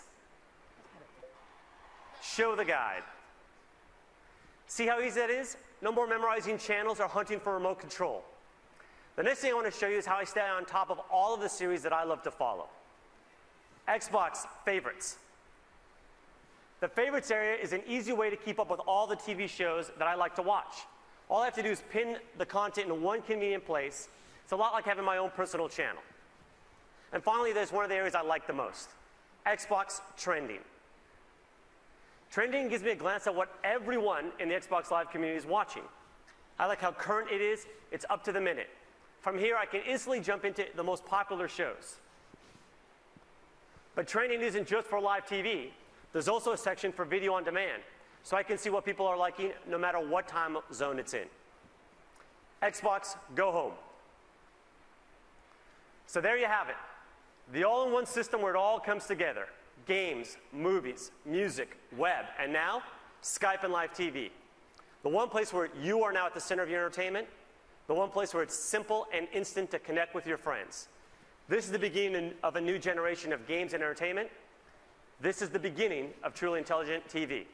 Now I'd like to welcome Mark Whitten to the stage to show you the magic and science that makes all of this possible behind the Xbox One. Thank you.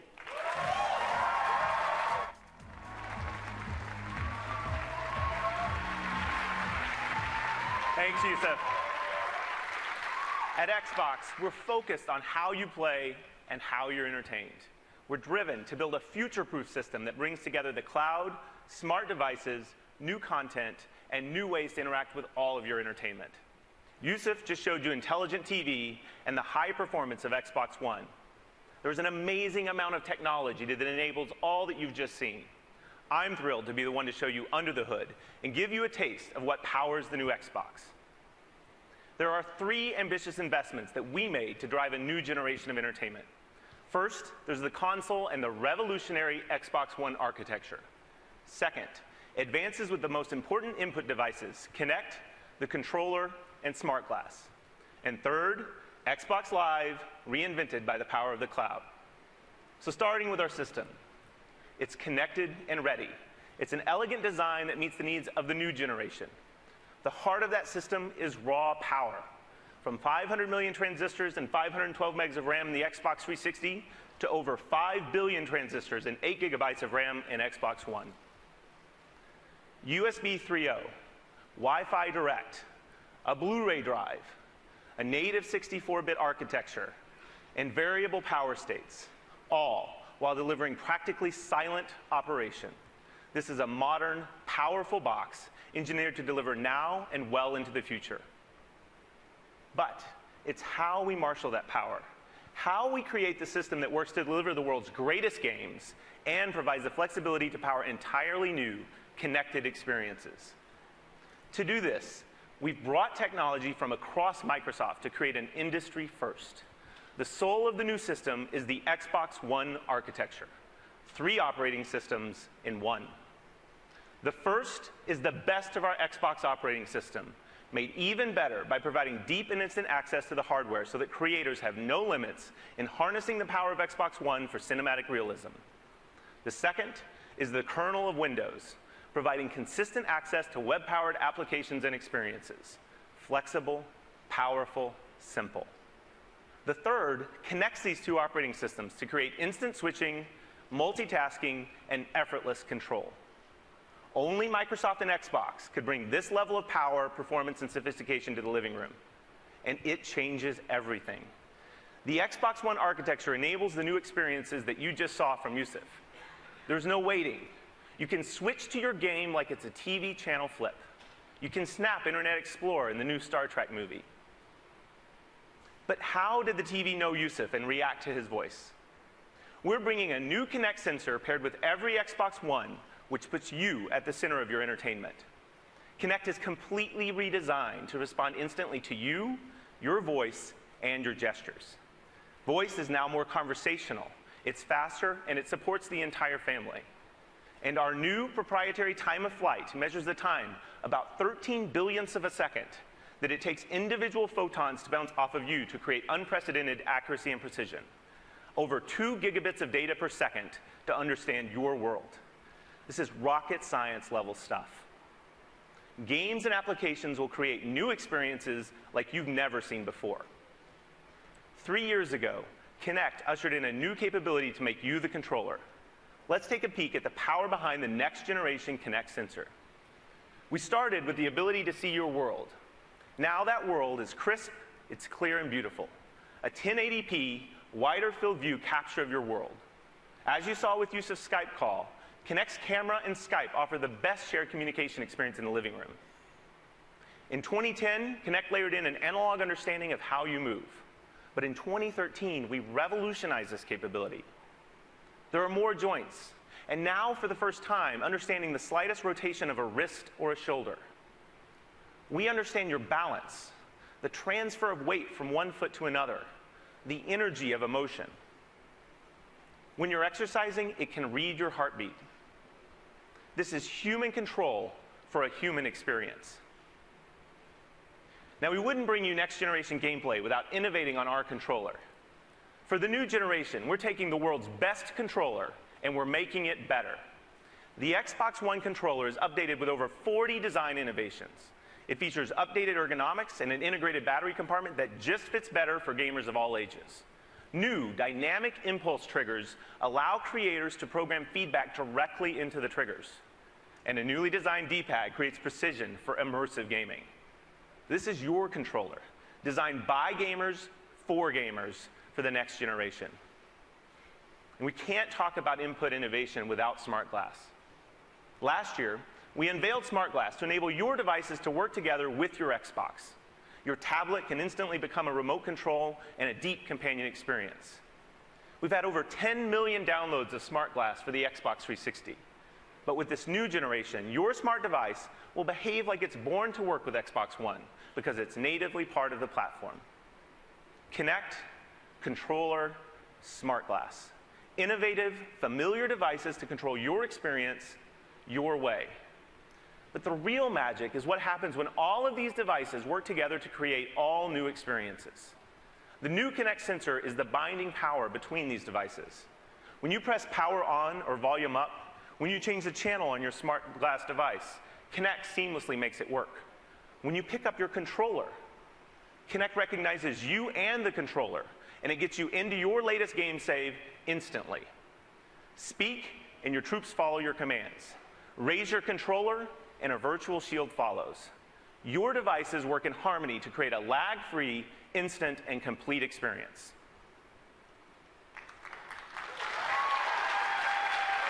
Now,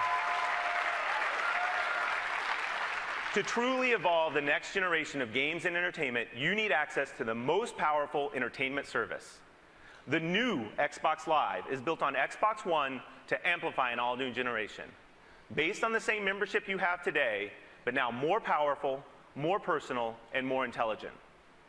When we launched Xbox Live in 2002, it was powered by 500 servers. With the advent of the 360, that number had grown to over 3,000. Today, 15,000 servers power the modern Xbox Live experience. But this year, we will have more than 300,000 servers for Xbox One, more than the entire world's computing power in 1999.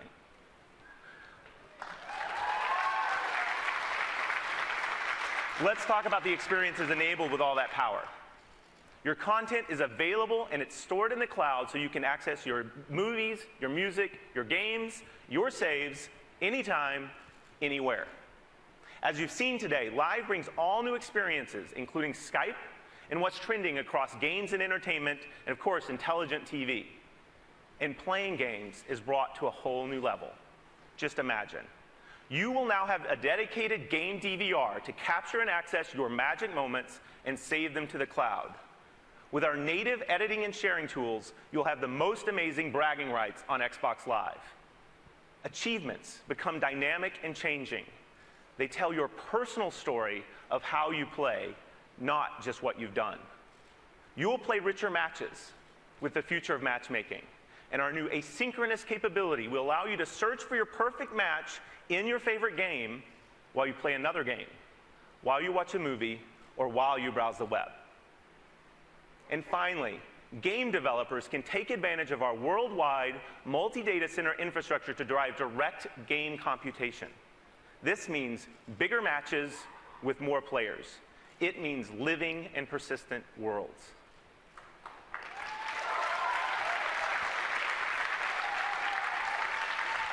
There you have it.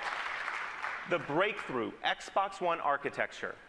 Next generation inputs anchored by Kinect, and a completely redefined Xbox Live.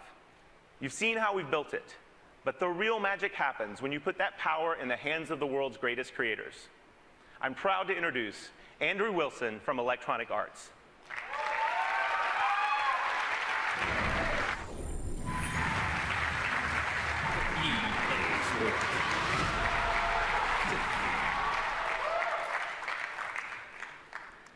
Today marks the beginning of a brand new, broad, strategic partnership between EA and Microsoft. In the months ahead, we will share many of the details of this very special relationship.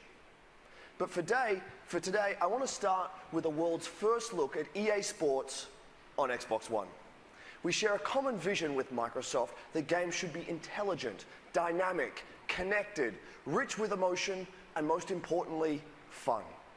We're developing 4 games for Xbox One that are all of this and much, much more. FIFA, Madden NFL, NBA Live, and UFC.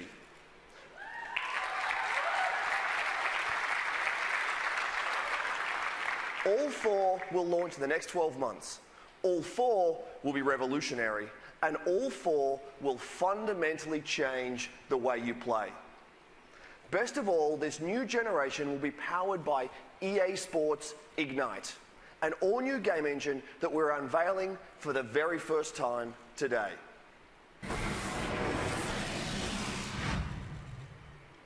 EA Sports Ignite is designed specifically to help us blur the line between real and virtual. For us, creating a new engine started by examining what defines sports at the highest level. Instincts and decision-making, human intelligence, speed and agility, true play emotion, dynamic environments that impact how the game is played, living worlds, This is the essence of sports. Let's hear from some of the best athletes in the world. The mind is what makes us all different.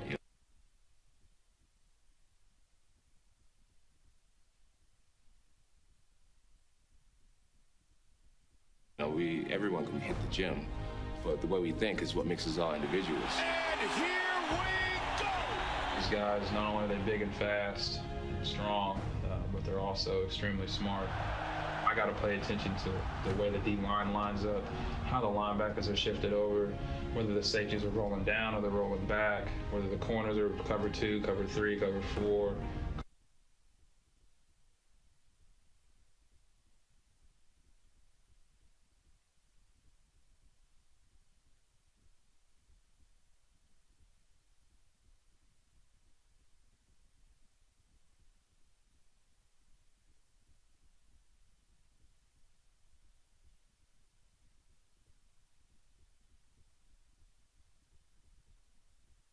You're going full speed, you're at an angle, they can't stay with you. I remember walking out to that arena, there's like these black curtains, and there's this guy, Burt Watson, in the back. He's like the hype man. He's like, let's go, baby, it's your time, it's your time. The wait is finally over. The curtains open up, and you just see everybody. Cameras flashing, it's just such a rush. Cuando salí, el ambiente, sobre todo cuando juegas de local y partido grande, es muy lindo. Viví muchos partidos de eso, muchos mosaicos, como se dice, que fueron espectaculares. Es una sensación muy linda eso.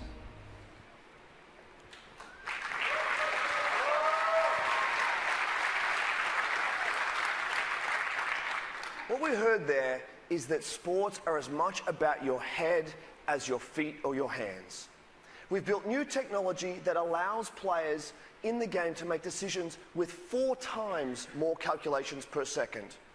They'll have a greater field of vision and the ability to make smart decisions with awareness, anticipation, and context. This advanced processing power creates human-like intelligence. We heard that beating your opponent is about inches and angles. That's why we're delivering 10 times more animation, depth, and detail. This level of fidelity powers how players will plant, pivot, cut with speed, how they will win with true player motion. We also heard that athletes are fueled by the roar of the crowd. Our games are now living worlds with 3D crowds, dynamic sidelines, and on Xbox Live, a daily stream of new content that impacts the game as you play. We're inspired by the revolutionary Xbox One, and we know gamers will be too. We have much, much more to reveal from across EA very soon, including exclusive content for the most popular mode in the most popular sports game in the world, Ultimate Team in FIFA 14.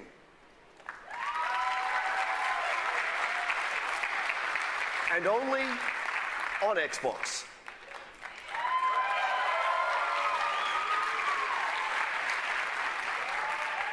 Look for more details on that later this year.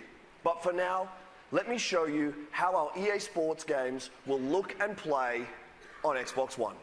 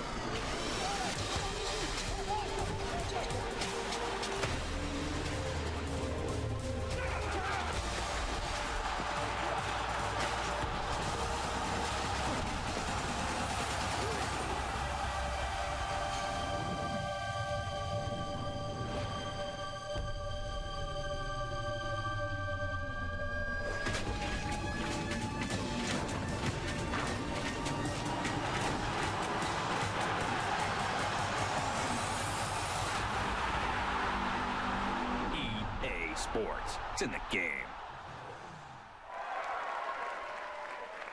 Ladies and gentlemen, please welcome Phil Spencer.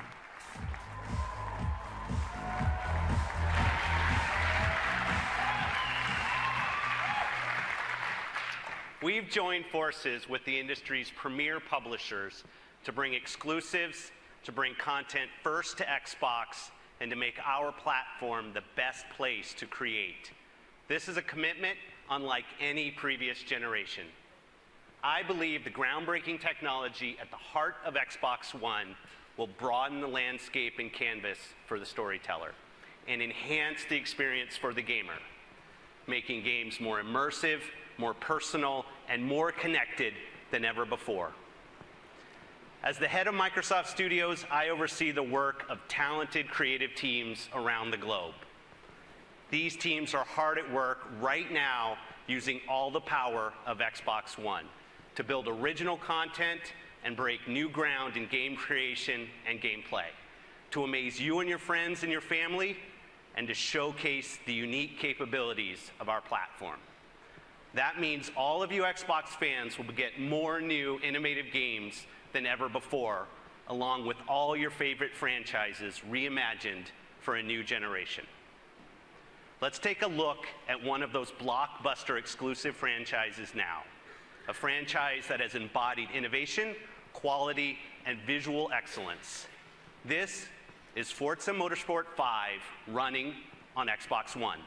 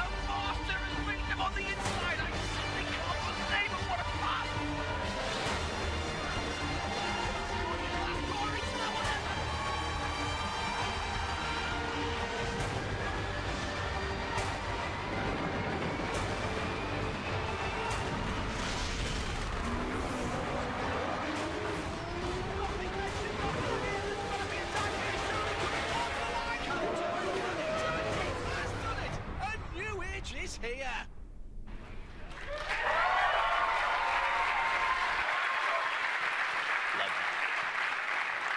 Turn 10 Studios have taken the very best of Xbox One to redefine what we can expect from a next-generation racing game. Forza Motorsport 5 will be available at launch, and we can't wait to show you more at E3. For many of us, the thrill of gaming is defined by those first ever game experiences. The first time you earned an achievement, the first time you took your Xbox to a friend's house to play multiplayer in Halo, the first time you painted your car in Forza and traded it online. I've seen how developers are using the magic of the platform to deliver new first ever experiences. Cloud-powered games that change based on the actions of the community. Multiplayer, multi-device gameplay tailored to the unique capabilities of your device. Visuals so real, you'll see the imperfections and effects of time, weather, and wear and tear on the world around you. Let me share a glimpse of the future of gaming from a studio that invented the hallmark gameplay technique, bullet time, and garnered numerous Game of the Year awards with Max Payne and Alan Wake. Remedy are world-class storytellers. They have created a revolutionary entertainment experience that weaves the cinematic action of intense gameplay with the tension and drama of scripted television, creating a world where each has a direct impact on the other. The actions you take and the choices you make shape your experience as the story unfolds. This is Quantum Break.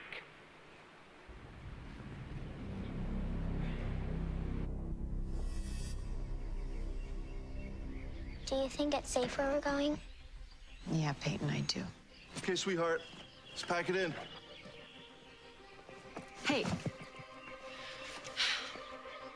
What is it that makes you so different? Are you sure you want to know? Pretty sure.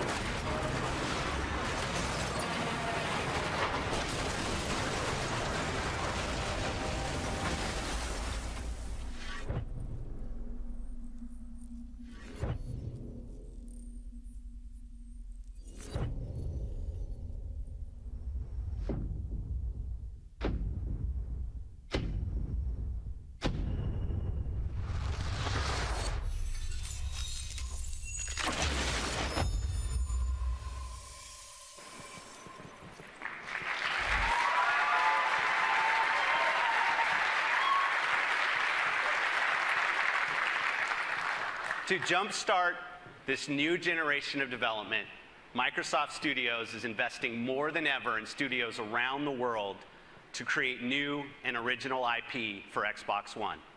In fact, we have more titles in development now than at any other time in Xbox history. I'm proud to announce that Microsoft Studios plans to release more than 15 exclusive games in the first year of Xbox One, 8 of which are brand new franchises.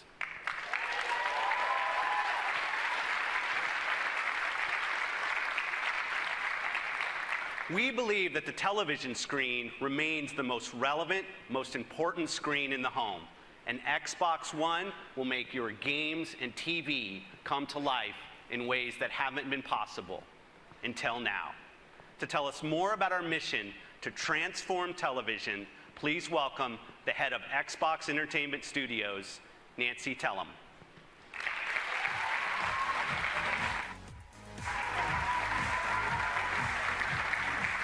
Thank you, Phil.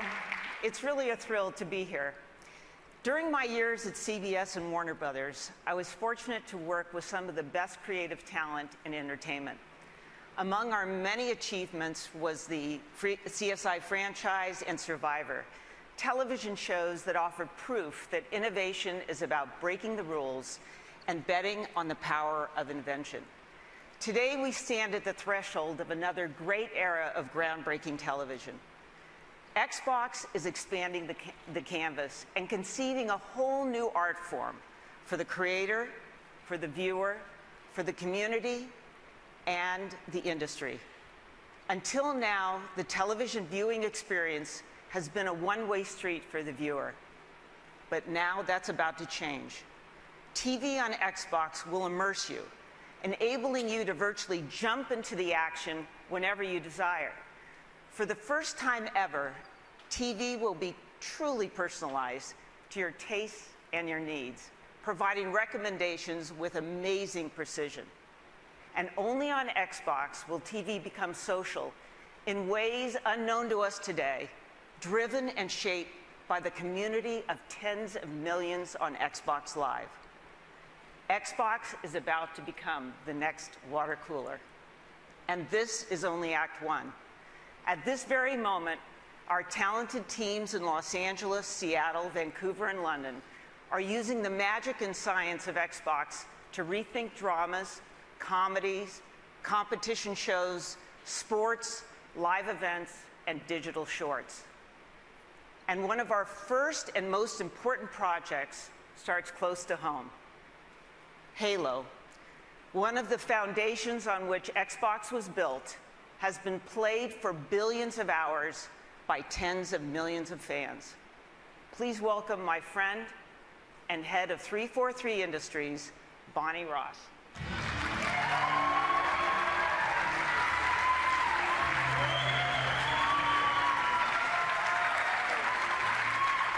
Thank you, Nancy. For me, Halo has always been more than a game. It's an amazing experience that takes place in a rich and deeply connected sci-fi universe, a universe in which we can tell hundreds of stories. We tell these stories through our games, our novels, and most recently, our award-winning web series, forward unto dawn. At 343, we put a lot of thought into how we want to evolve storytelling on Xbox One. As a huge fan of television shows like Breaking Bad, Band of Brothers, and my personal favorite, Game of Thrones, it's been inspiring to see television become a medium to bring the scope and scale of ever more ambitious worlds and adventures to life. I'm excited by the potential of merging the storytelling magic of television with the interactive innovation of Xbox One. So, today, along with Nancy, I'm thrilled to announce a live-action Halo television series, created in partnership with 343 Industries and one of the best storytellers of all time, Mr. Steven Spielberg. Thank you, Bonnie. Thank you, Nancy. And congratulations to the entire team on the tremendous work going into the future of Xbox. I wish I could be there with you today in person, but like all of you here today, I've been playing games for decades. And I even started playing Pong in 1974. And over the years, that experience has exploded from the simple pixels of Pong to worlds that are as immersive as and certainly more physically interactive than those portrayed on the silver screen. And those stories have gotten more compelling as the technology has certainly improved.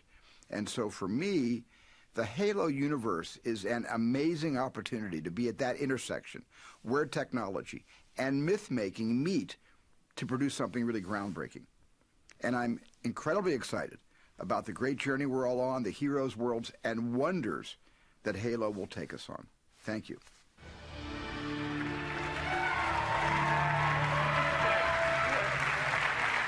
We are really excited to bring the world of Halo to Xbox as a premium television series. Thanks, Bonnie. Now, before I leave, there's one more piece of news that I'd like to share. For years now, the leading edge of interactive TV on Xbox has been live sports.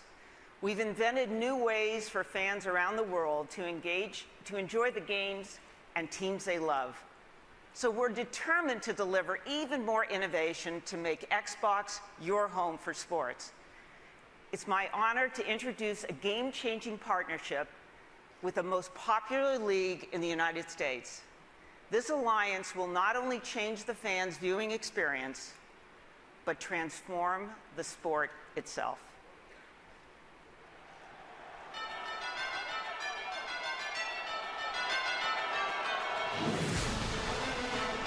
We've always innovated on the field by trying to make our game more exciting, to make the experience better for our fans, whether they're at home watching on television or in the stadium, where we're trying to bring more technology to improve the experience for our fans in that stadium. Microsoft over the last 30 years has brought great technology that empowers people around the globe. We're continuing that tradition with Xbox to bring new features, new functionality to people using all the assets of the company. So Don, how will this experience be better on the Xbox for NFL fans? With Xbox, we're going to have exclusive content that we will use with Smart Glass, with Connect, with some of the innovations our creative teams are doing to bring fantasy football to life, to be able to interact with others, to do things using all the devices in your living room as you're participating with your friends. So it's going to be a really rich palette for us to create. So it's going to be easier to play fantasy football with the device and a better experience. Imagine your NFL team integrated with your large screen TV. This is going to be the first time with our partnership that Xbox and the NFL can bring a live broadcast and a real-time fantasy experience where people can see their fantasy league stats snap to the broadcast. When your favorite player scores a touchdown, it updates your fantasy league status, and it will allow you to also reach out to your friends, make a Skype call, and openly taunt the success you're enjoying that your friends aren't. Using the combined assets that we have to make the stadium experience, to make the in-home experience great, that's what our opportunity is. Well, when we look for partners, we look for the best. And from a technology standpoint, Xbox, Microsoft, there's no one better. Now fans are going to be able to experience football in a way they've never experienced it before. You're going to change the game of football in a way that is just going to be and help us really make the game carry into the next century.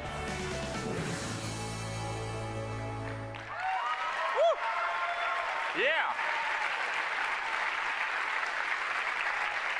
This partnership will redefine NFL experiences for the fan through exclusive and interactive content that you'll find only on Xbox. And it will also change the game for coaches and players through Microsoft technology on the sideline. The NFL on Xbox, just one more reason Xbox One is a must-have system for your living room. I want to thank you for joining us today. We have an ambitious vision for Xbox One to become the all-in-one system for every living room. The one system you're going to use and love every single day, the place where your games, TV, and entertainment come alive. Today, you've seen how we're transforming TV experiences. We've shared the magic and science behind our system, and you've tasted a new generation of games powered by Xbox One. We've welcomed Steven Spielberg to the Halo universe with the Halo TV series and celebrated an historic partnership with the NFL. I'm pleased to announce that we'll be launching Xbox One around the world later this year.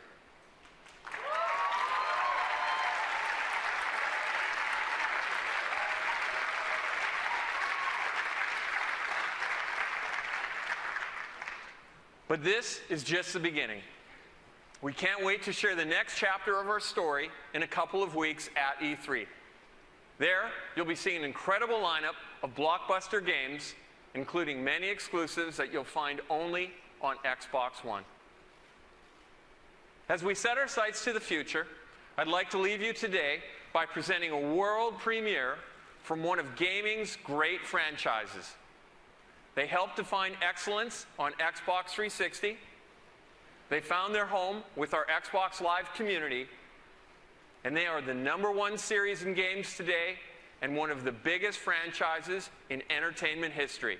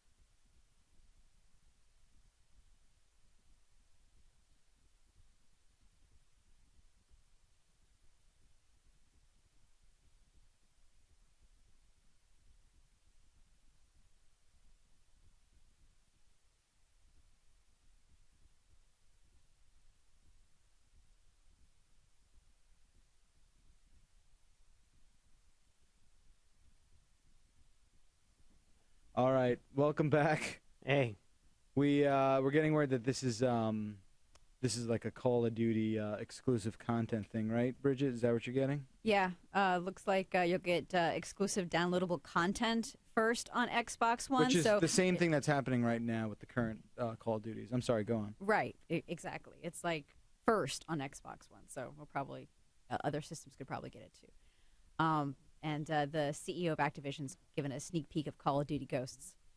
Cool. I think that's the right time for a stream to crap out, right? That's when I would have mine crap out. And it'll be available later this year? Yeah, that's all they said, and with a little teaser, of course, to all these games for more at E3. Looks like they really were just showing trailers right now. Okay. Well, that's nothing new. We knew that Call of Duty Ghosts was going to appear in some capacity at the press conference, but their site is straight up down right now, and it sounds like straight up down. It sounds like everything coming from Xbox.com right now is completely done. We actually had our own stream that we were given, and even that one crapped out. So currently, unfortunately, writing as I'm talking. That is how we live now. So yeah, that's what we're doing. All right. So real quick, while we have these few minutes, while the Xbox reveal event is wrapping up in Washington, there were a lot of interesting things talked about. Yes. There was, I think, the most impressive thing, the most intriguing thing is the inclusion of real-time TV and the sort of 3-tiered operating systems that seem to run all at once, layered in on this Xbox One event. And by the way, all right, we got what we asked for, right? We wanted a name that was secret. No one knew what it was. Exactly. Good job. Way to keep that under wraps. Well, how do you like it? I kind of like Xbox One. It's a little, I don't know, it's a little less exciting in some ways. We get to start the numbers over again. For the next one's Xbox 2? I don't know. Right. Yeah, one is less than 360. This is not a good deal. Right? I'm getting gypped. Where's the 359? I did think when I first got the word before our stream froze and I heard Xbox One, I thought it was going to be like PlayStation 1. This was going to be announcing a slim Xbox 360 thing before the next Xbox. I was like, okay, Xbox One, that's going to be the little new Xbox. And then the big one, I was like, oh.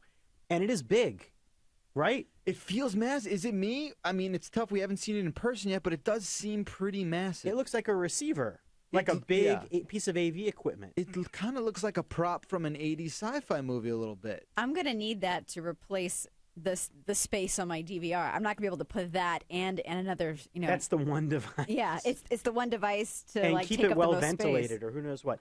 Yeah, I mean, they're really celebrating box in Xbox. They certainly are. It's big. It's big on the box. Yeah. Yeah. And how big is the Kinect? It all felt... It seemed like the Kinect was almost 2/3 the size of the box, right? So, yeah, it's hard to tell because it's like perspective. I mean, I remember, what was it, a couple of, like, the Boxy system a while back. Anytime you see a box, it's hard to tell. Maybe when you see it in person, it's not as big, but it looked awfully big. It did. Based on those long-distance photos. Certainly looked large. Yeah, it'll be interesting to see what that looks like in a real-world sort of situation here. Okay, so I think the live TV stuff was cool, right? Problem is, how's this getting into the Xbox? How does it happen? What's going on? How does it happen? And I can't. Of course, they don't tell you. It's very frustrating. Okay, because you're not talking to stupid people, right? Right. It's not magic. It's not magic. Though it's presented like a magic trick, where it's like, oh, this is cool. And I don't like that. We're not going to explain. Explain it. Now, I'm going to guess, like all this stuff, that it does have HDMI in and out. That has HDMI in, and I bet it only works with like one cable partner right now. No, I don't know. Am I wrong? Be one. If I'm wrong, I'm sorry, but I'm not knowing the details. Well, look, the fact that they didn't say it right makes me immediately suspicious. What's going on here? Who's making it available? Because if it worked with every cable platform, they'd say that. Right. They want to tell you that awesome news, and that was not said. That was not disclosed. They didn't say it's going to be for every cable. He said, "Oh, I have Comcast. How freaking convenient." All right? He did say that? Well, he said, "I have Comcast." So there you go. That's the cable part. So Xfinity, and it was also in the top left corner of the feed. They said, "Yeah." How many more? How many more carriers? How many more? But actually, that's something I think, talking about Matthew Moscoviak on his behalf, where we were discussing this, that was something we kind of thought might happen because it's like the iPhone with AT&T. Like, you have these things that you got to pave the way with one partner, and if it works really well, then other people get on board. So it's like a proof of concept. Right. I want to know about sports in the NFL. That was also a bit, you're showing this, you're showing interactivity. What does that mean? I mean, if you're an NFL fan, okay, let's get serious now. Getting your streaming stuff right now in sports is a bit of a mess because you can only get certain partnerships. You've got the DirecTV package. If you're using something like Sunday Ticket, you get blacked out on some local games. Is this meant to, okay, this is your local broadcast? Like, how is this working? Is this regular local TV? Does it work with any NFL content? And they seem to suggest folding in things like fantasy sports and Skype, which you can do on your phone or your tablet. So it's not that, they suggested cameras too. I don't know. But yeah, I'm a little skeptical about that. Why do you need that? In fact, even Sunday Ticket has some element of that level of layering of information. That's not really the future of TV to me. Yeah. But I'm curious how it all works out. And we're curious to hear what everyone watching this live around the world has to say as well. Hashtag CNET Live. Be part of the conversation. We're hearing from just a few people right now. A lot of people seem to think it's Comcast and Fios, but again, they did not say Fios. And as Scott smartly noted, they would have said Fios right away. I'm not saying it doesn't have a Fios compatibility, right, But come on, if it does have that, why hold that back? Right. You put your big partnerships and news right at the top, Right. and if you don't, then it becomes invisible. Right. And no glasses, so it's totally No wrong. wackadoo peripheral, which I was delighted to not see. Nice, but they might show up in a side room today. It's a long day, so who knows if they're gonna? I don't think so. But Right. now, And more news will be trickling in as the day goes on, so keep it here at CNET.com to find out more, because it's not just this press event that went for just under an hour. So a lot of interesting stuff. The instant sign-on thing, the gentleman demonstrating it got in front of it. Xbox knew who he was. It's like we had sort of forecasted in the pre-show. Kinect is uber sensitive now and is getting to the point of straight up creepy, where it's able to recognize you and they said it's going to be able to tell your heartbeat. That was so How weird. is that a thing? With the camera being Yeah. able to sense the heat levels. Right. That was interesting. Amazing. Yeah.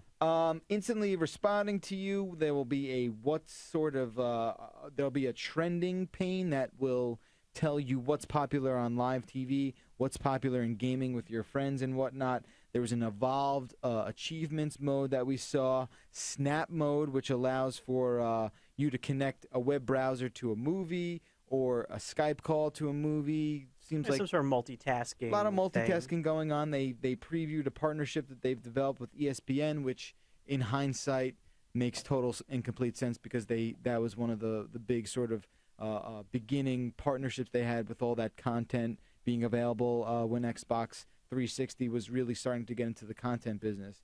And Windows. Right, and there was nothing about Windows really, though. No, but they said Windows kernel. So Windows there's kernel, right. sort of. It's again, there. It's there, but what does that mean? I wonder if it's maybe like Windows RT. Maybe it's like one of these things that it could kind of run some apps. Right. It's probably more about like connected services Yeah. and being able to be part of the ecosystem. It's not going to feel. It obviously doesn't feel like Windows. It's just. Who knows what that means? Who does know what it means? I think all the Xboxes have had that, though, right? If I'm not mistaken. Not a Windows kernel No? like that. That I think is a completely new thing. They were really touting that as something. Unless I really don't know my Xbox, but I believe that's that plus the multitasking layer. Mm-hmm. That seems like the new interesting stuff going on here. And it'll be easy to integrate other things with you have already saved on your computer. Yeah, like apps, whatever apps. The question is, what apps do you want to run on a home console connected to a TV? That's been this like ongoing question with what does a smart TV really need beyond your streaming video services? Can they come up with stuff that's going to feel awesome and essential, or will it feel kind of weird and you won't really go to it? Right. I assume maybe that last Call of Duty thing that the stream died right then and there. I'm assuming that was gameplay, but up until then, there wasn't any. No. All we saw were videos. We saw EA come out and say we've got a new engine that I would imagine would be on all of the consoles, correct? Did they say anything about it? It wasn't going to be an exclusive. That'd be silly, right? It'd be very silly, especially since the PS4 and new Xbox are so similar. Right. So I'm under not, the hood. I don't think that to me that's that's like an unnecessary sort of disclosure there. Mm-hmm. Quantum. I want to say Quantum Crunch, and no, that's not it. Quantum Break, right? Quantum Break. It sounds like a candy bar, but Love the those- trailer was pretty great. The trailer was great. It's a hybrid live action acting sort of game, and I mean, I in the love that hands of stuff. Remedy, those guys are brilliant. Well, that's the sort of game I'm used to seeing on the PlayStation, Right. and I feel like has disappeared from the Xbox, Well, and I'm so excited to see that return. Well, Remedy does have a Yeah. long history with Xbox, Right. obviously with the Alan Wake games.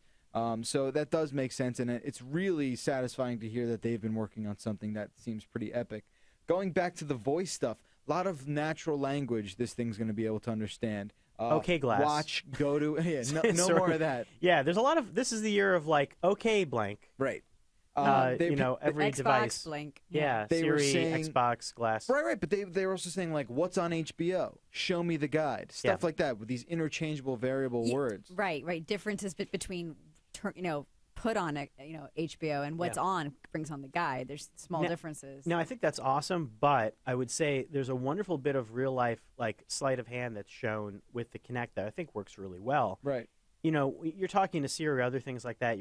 I feel like I'm always getting things wrong. And the Kinect does a really great job of showing you what your visual options are. That you visually, it's what your audio options are, what you can say. Right. And even Google Glass does that a little bit. I hope that continues because it sounds almost, if you keep it too open with what you can say, too conversational, there's a much greater chance that it's not going to do what you say. So I just want to make sure that it's not like a weirdly open world of like, am I just conversing with your console? Right, because we're not. Right. Or maybe we are. Maybe it is that great, but I like the directness of Kinect's interface. Let's talk about specs real quick. You're talking about 64-bit architecture, 8 gigs of RAM, an 8-core CPU, 500 gigabyte hard disk drive. So there goes the SSD. Should have been bigger. Is it upgradable by humans? No word on that, but this is what they're saying by humans.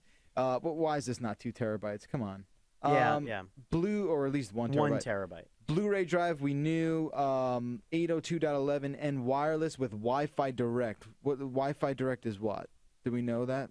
So they did say Wi-Fi Direct. Yeah, I don't know what Wi-Fi Direct is. Now I said it. I don't know what it is. Is it sounds like terminology well, to me. It sounds like I mean, is it anything like I mean, Wi-Fi's always been Wi-Di? direct. I don't understand. It's just built in. I mean, instead of buying a dongle. Let's find out. It's basically quick communication protocol. So it is sort of like, I mean, it allows Wi-Fi enabled devices to connect with not much setup. So that's a smart glass type thing. Okay, fine. So it means that peripherals and things. That's actually the sort of stuff that I think would come into play in a smart glass, right. Or that's what it's got to be. Yeah, if you use Wi-Di, right, on the Intel platform, sure. I think it's maybe a little bit along those lines for streaming stuff down or connecting or doing all sorts of. It sounds like you'll be able to use this more like a connected computer. Right. Could you connect things and do other stuff with it? Because they were talking about this sort of tribunal of connectivity, right? Yeah. Smart glass, controller, connect. Yeah. Still not sold on the smart glass. They didn't really say much about it to sell it in the first place today. No. Right. I like the whole no waiting thing. I think that's something that everyone has become increasingly frustrated with. The sort of the updating, the switching between things. I mean, come on, if you have a dozen Xbox Live games, it takes a while for them to show up. Seems like that's all going to be a more streamlined experience, but we don't know for sure. Although they're pretty of all the consoles right now. Oh, it's definitely the quickest. They're the quickest. Yeah. So there's that. Also, USB 3.0 and an HDMI in and out. Hopefully, this HDMI in and out stuff, maybe that's the key to the cable live TV sort of thing. We'll have to see. Maybe there is a DVR sort of thing right there. No talk whatsoever about backwards compatibility. And yeah, it ended to clarify, because you're saying like the Wi-Fi Direct, unless we went too weird on that, it's like a Bluetooth protocol for it's like product to product connectivity. Right. Okay. So we got that going on. The controller. Saw a decent amount of the controller. What do we think about that? Definitely looks a lot different. They said there were 40 new design innovations. That D-pad finally looks like we're getting the D-pad we deserve. That somebody was listening. It's the D-pad we want, and it's the D-pad we deserve. And it does kind of look like that slightly ergonomically tweaked controller. For sure. It looked a little thinner. It looked, it didn't look that different. Actually, it looked a little more bare bones. It had like a very something like look. I don't know. It'll be interesting to get it in our hands at E3. Yeah. Game saves are like this instantaneous cloud experience that you don't even need to. Apparently, they implied that you wouldn't even need to load it up. It would just be there for you when Xbox knows it's you. It'll say, okay, I'm going to load this guy's game up because I know it's Jeff, I know it's Scott, I know it's Bridget. You know what I'm saying? So that was an interesting ambition. Cool. Xbox Live is getting a pretty impressive treatment. Not only are they're just going nuts with the server capacity. When Xbox Live started, there were 500 servers, went up to 3,000. Now they have 15,000, but for Xbox One, they're going to have 300,000? What? Yeah. That seems insane. It is huge. But then everyone's going so aggressive on servers. Oh, yeah. It's like this. Well, here's why. There's going to be all these cloud saving. It's amazing. All this cloud saving, this instant uploading, game DVR, which I thought was cool, like a constantly recording your gameplay sort of thing. Again, Sony's definitely trying something similar. Editing and sharing. Achievements will get a dynamic upgrade.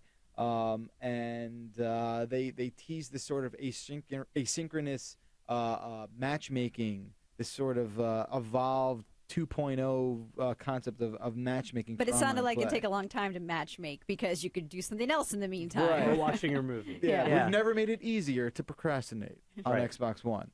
And then you had the whole EA Sports thing. The first exclusive game they teased was Forza 5. No, don't do that. That's not it's not a system wanna seller. Toss that out to you. Then- too. There's nothing in that. That was a flashback of the PlayStation 4. There was Right. like a classic. You're watching this and going, yeah. I don't really understand what the next gen-y part of that is. Definitely a kind of a bummer. Then It's a good franchise. But with the games, we were teased a bit with exclusives, which is something we all just talked about an hour ago, how important that was. They come out and they say within the first year of Xbox One, there's going to be 15 exclusives and 8 brand new intellectual properties, right? Mhm. So, to me, I'm excited about that. 8 brand new games you never heard of before, 7 games like your Halo. There's going to be a Halo. There's going to be a Gears, whatever it is. Well, and you go back to, I think that was the number one reason why the 360 and PS3 began to get traction. Was look at the number of franchises you had that started. Yeah. Uncharted, Gears of War. You know, there are obviously a lot more. But you know, I think that they didn't go back. They didn't go to Ratchet and Clank immediately, or to your I don't even remember the Xbox franchises anymore, other than Halo. But there was a next generation of games. I think that's a great way to do it. You launch brand new games, and you just sort of say, well, those are going to be available on the next platform, and then you have to go there because that's where the great games are. Right. There's absolutely no date announced whatsoever, but we knew this. I think that was logical to assume. Maybe they'll announce it next month. It's interesting that I don't know, was there a chance that it would not be this year? I was wondering whether it would be this year or not. I was 98% sure in my mind of the information that we had gathered that it was going to be this year. So that's that. And no price as well, which is understandable. I get it now. I know where to set my expectations. It will be expensive. It's gonna. It looks expensive. It will cost you money. I mean, look, you want to know when it's going to come out? 5 to 7 months from now. That's when it's going to come out. See, what I want to know is, am I going to be able to avoid paying the rental fee on my cable DVR because instead I'm using the Xbox? Like, I can opt out of even having my cable operator's machine. That's the question. And because I already have an Xbox, why do I need your machine for $5 every month? Yeah. Maybe only for a few providers. You know, I feel like that is. Well, also that's the great HDMI in question. It's like this. It's in. Ongoing. Finally got an in though. Yeah. After all these years, we finally got that HDMI in. Hopefully, yes, exactly. Now, how will it work? Because they still haven't really explained that. Yeah. And that's the proof in the pudding. That's the Google TV issue. That's the ongoing home theater. I'm speaking on behalf of home theater teams, so forgive me, guys. But Tony, that's seeing that in execution. Easy to say, very hard to do. So, absolutely. And they didn't show exactly at all how that worked, other than showing live TV. So they showed the cable guide. But what do we do with that? Did they show DVRing with it? No. Oh, so didn't show DVRing with that experience. Nothing like that. So we'll see. And again, they really pushed those motion things in the beginning, which I'm still not really into doing. The zooming in and out. I with mean, your come fists? on. It's like, really? What is happening right now, right? Come on. So, I don't know. Channel Hopefully, up, channel obviously, all that will be optional. But there should be ones like this. yeah, and using your spirit fingers. So that's it. And then they sort of crescendoed the whole thing with, they ended with the Call of Duty demo, but then before that was the Halo live-action TV show thing that Spielberg has got his fingers in, which I don't know about you, but when I think of Halo, I don't really think of the story as something that I'm really excited about. And I love the movies of Steven Spielberg. Of course. I grew up with Steven Spielberg. Of course. The Steven Spielberg stamp on entertainment has majorly devalued. There were a lot of Steven Spielberg TV projects, and they've often been horrible. I'm not even upset about that. I'm sorry to partnership. say, but yeah, I think it's fine. But he produces a lot of stuff. So him speaking is that okay, great. Wasn't even there. Yeah, He's like, it's like a Michael Bay joint type thing. It's like Right. Spielberg's, I think he makes like every science fiction project now in existence. He's Spielberg. got some sort of EP credit. Yeah. For it. I mean, but it has power when he appears on stage. So Right. that's the thing. If he was Absolutely. directing it, then or hey. writing it or writing something. I don't know. Anyway, again, Halo doesn't really scream amazingly compelling storytelling. More about the action. So we won't really keep our heads up on that one. Before we say goodbye, before we sign off, let's go back to Twitter and talk about what is trending with hashtag CNET Live. We had one come in from Big Country, so it has to be connected to the internet. Always on is true.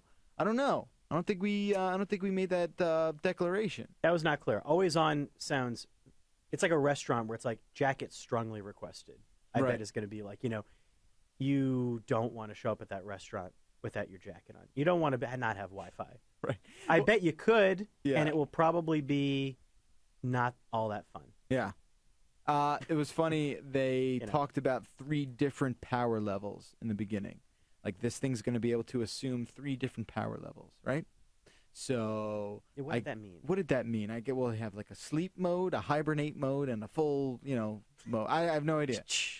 So the show's on mode. I think it's reasonable to assume that one of the, it'll always be on, powered on. Right. Does it need the internet connectivity 24/7? Remains to be seen. It'll be interesting to see if there is a hybrid mode that if you're using smart glass or things like that for it, could it go into a semi-asleep state? Yeah.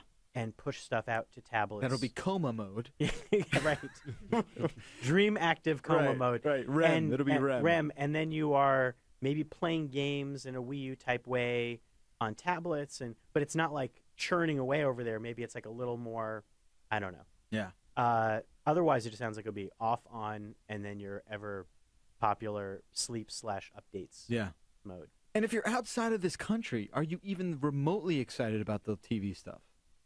The Xbox, what was it? The Xbox is your new water cooler. Yeah. I was like, it delivers delicious water. to It's got you. enough room for it. Yes. Inside. Every Xbox One comes with a fantastic supply of Poland Spring. Yeah, for sure. Inside to refresh you and to cool the cores. I don't know. I do. The problem with the water cooler argument, as I think know, is that we're already there. Yeah, and you're already social with your TV for sure. via 100 billion different ways. So the question of whether you need that on your screen or you need a console, I mean, come on. It was nice to hear, though, that they are aware that there are potential opportunities here. Yeah. With changing the game in terms of how we consume entertainment. So making it interactive, I think they're on the cusp of maybe something bigger that is maybe just right now in preliminary talks. Well, it almost made it sound like it sounded like they're making a big push in a Netflix sort of way for original programming, that they're going to be sort of even more so of a product maker like that. A studio is the name, not a product maker. Right. And that is interesting. Like interactive programming and feeling like you're tuning into Xbox in a way that you sort of are now with a lot of stuff. So it's very exciting to see where this is going to go, but we have to call it quits for now. Thank you so much for tuning in live, enjoying the experience with us here on CNET Live. It's been a blast. Thank you very much to Scott Stein, to Bridget Carey, to Ariel Nunez for joining us live in CNET New York. There's Ariel's hand in case you aren't aware he is in fact real. And continue checking CNET.com for the absolute latest and greatest from the Redmond, Washington event out there, and all the fun from what we're going to hear from people out there on the floor. There seems like there's a lot more. There wasn't just this event. There seems like there's going to be some other interview opportunities, other possible hands-on stuff. There's going to be a lot, so stay tuned. I mean, we have operatives out there, and I think but those guys are going to be pulling a lot of interesting stuff out there. I'm sure there are going to be surprises in those extra meetings and rooms. A lot of stuff that we probably didn't hear. That's I'm right. guessing. For sure. It's just the tip of the iceberg, so Why would keep they have it those here. rooms otherwise? Of course. Why would they have these other tents that they made? So keep it here at CNET.com, and we'll have the latest for you on Xbox One. Thank you once again. From New York, we're signing off. Thanks for checking us out.